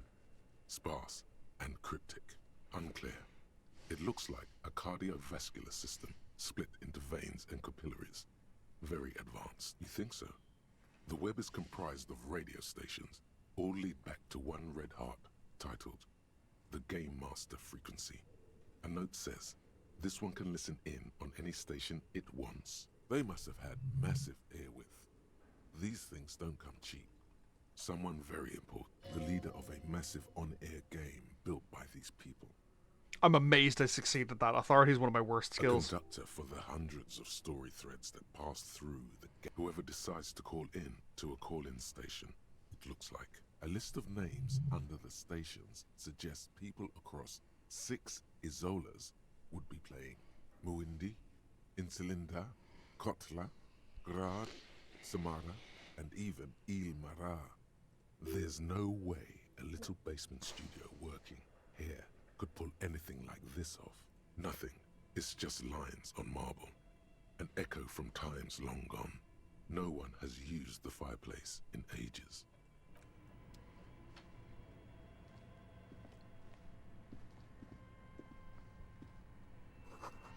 It was the most advanced RPG in the universe. Hello, bear. Ooh, more magnesium.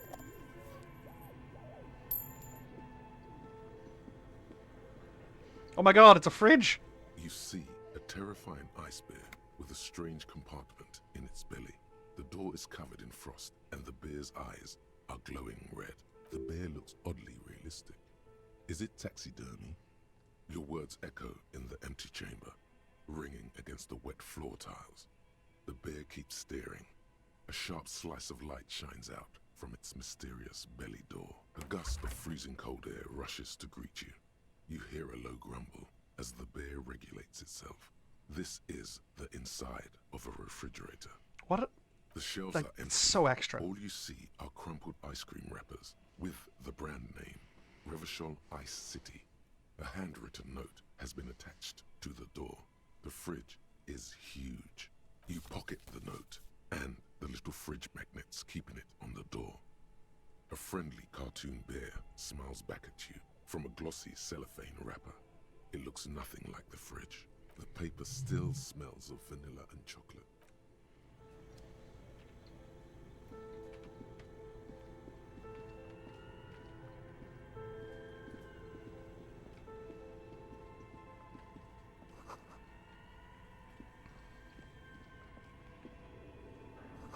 What's collapsed accessible now? A thick layer of coal dust covers the furnace, coloring it pitch black.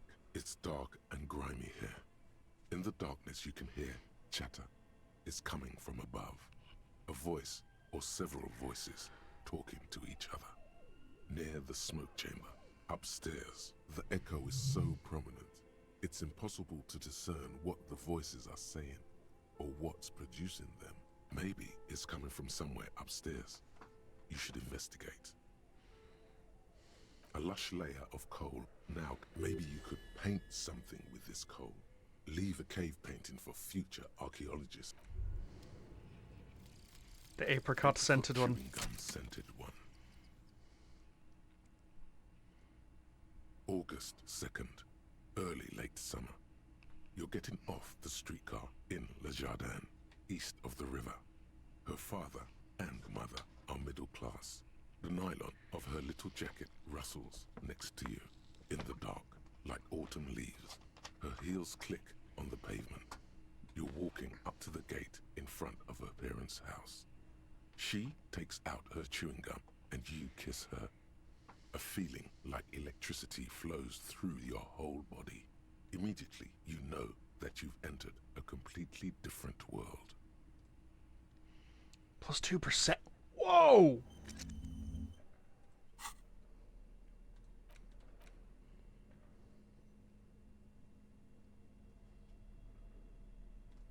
The note is written with a blue pencil on a piece of lined office paper.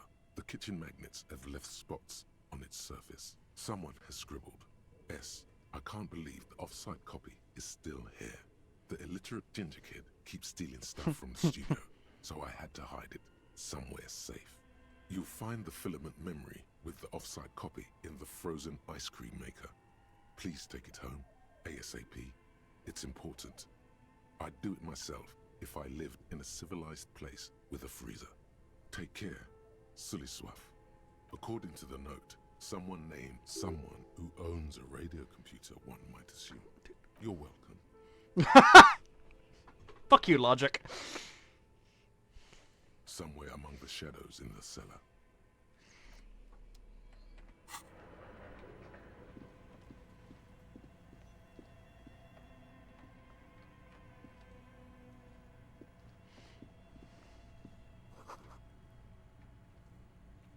Aha!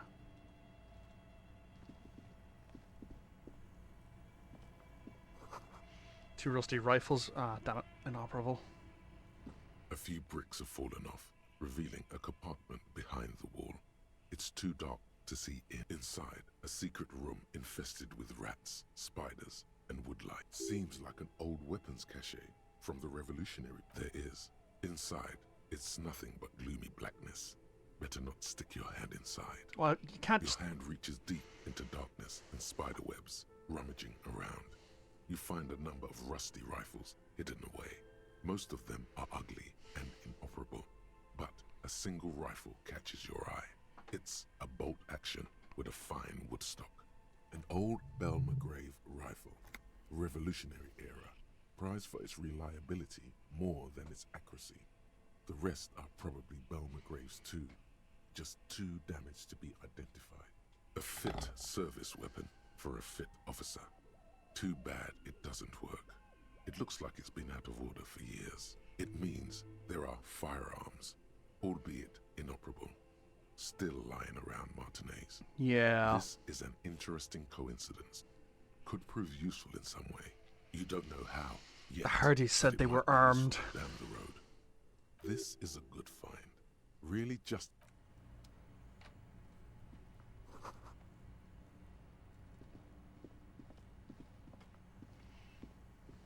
The Hardys are more armed than I gave them credit for. Fresno's commission still running. This orange machine is buzzing like an old submarine. It has a hand-cranked ice cream churner on top and an electric freezer that appears to be frozen shut. Turning the crank feels oddly satisfying, like stirring your childhood dreams.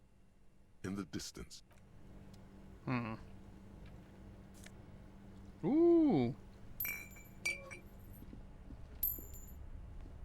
Two cables are plugged into the breaker box. The red one leads to the ice bear fridge, and the black one to the ice cream maker nearby. Something close to you dies with a... That should make it easier to open, possibly eventually. Insane mesh tank top. Intercom wires running to the breaker box. Money! Cellar windows, people shoveling down the street. This orange machine is dead still. It has a hand Great. ice cream churner and an electric freezer. The ice around it slowly melting. Let's see what I can equip to upgrade my physical.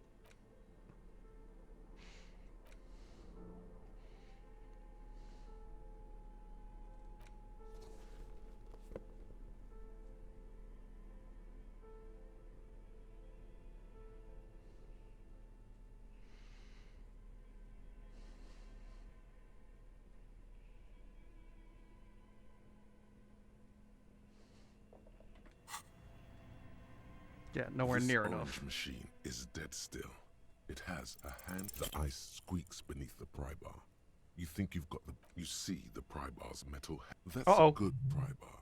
But this ice cream maker is frozen shut. It takes an advanced tool to get it open. Some kind of super pry bar. Sooner or later, you will stumble upon a tool mighty enough. Then we will know what's in this mysterious... Okay.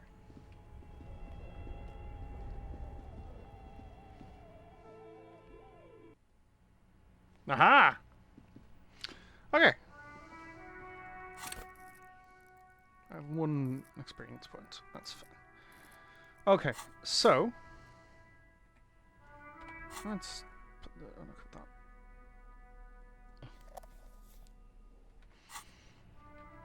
Yeah, I made a bunch of great progress. So I got into the harbor. I had a chat with Everard.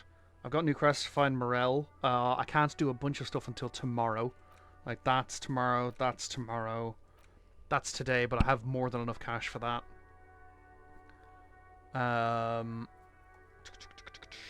That's this evening. I can do more of that in a bit.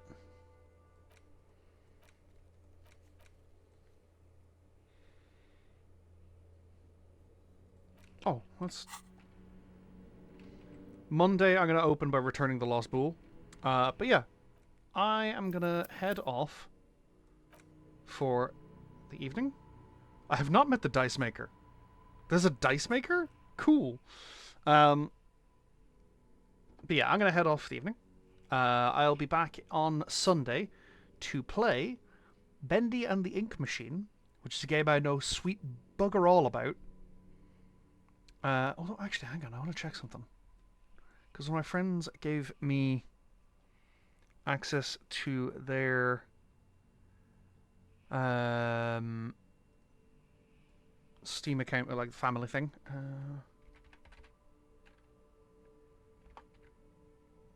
Okay, no, cool. Yeah, so I'll be playing Bendy and the Ink Machine. Game I know nothing about. Which is, I think, one of my favourite kinds of game to play on a stream. Who is online? Oh, so, additional stuff before I head off. I am uploading stuff to VOD channels now. If people could let people know about that, see how that goes. Mostly it's just to funnel people into this. Beyond that, I am also looking at signing up to fundraise with the Jingle Jam, which is a yearly charity stream event thing. It's been running for more than a decade. I'm going to have a look at that, see about joining it, see about what goes on. And then it starts on the 1st of December, goes through to the 14th.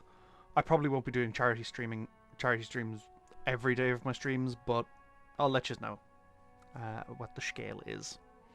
Until then, have a good weekend. I'll see you on Sunday for some Bendy and the Ink Machine. Bye. Oh yeah, we're gonna raid Star. Star is gonna be playing Marvel Rivals, I believe. Yeah. Bye. I asked this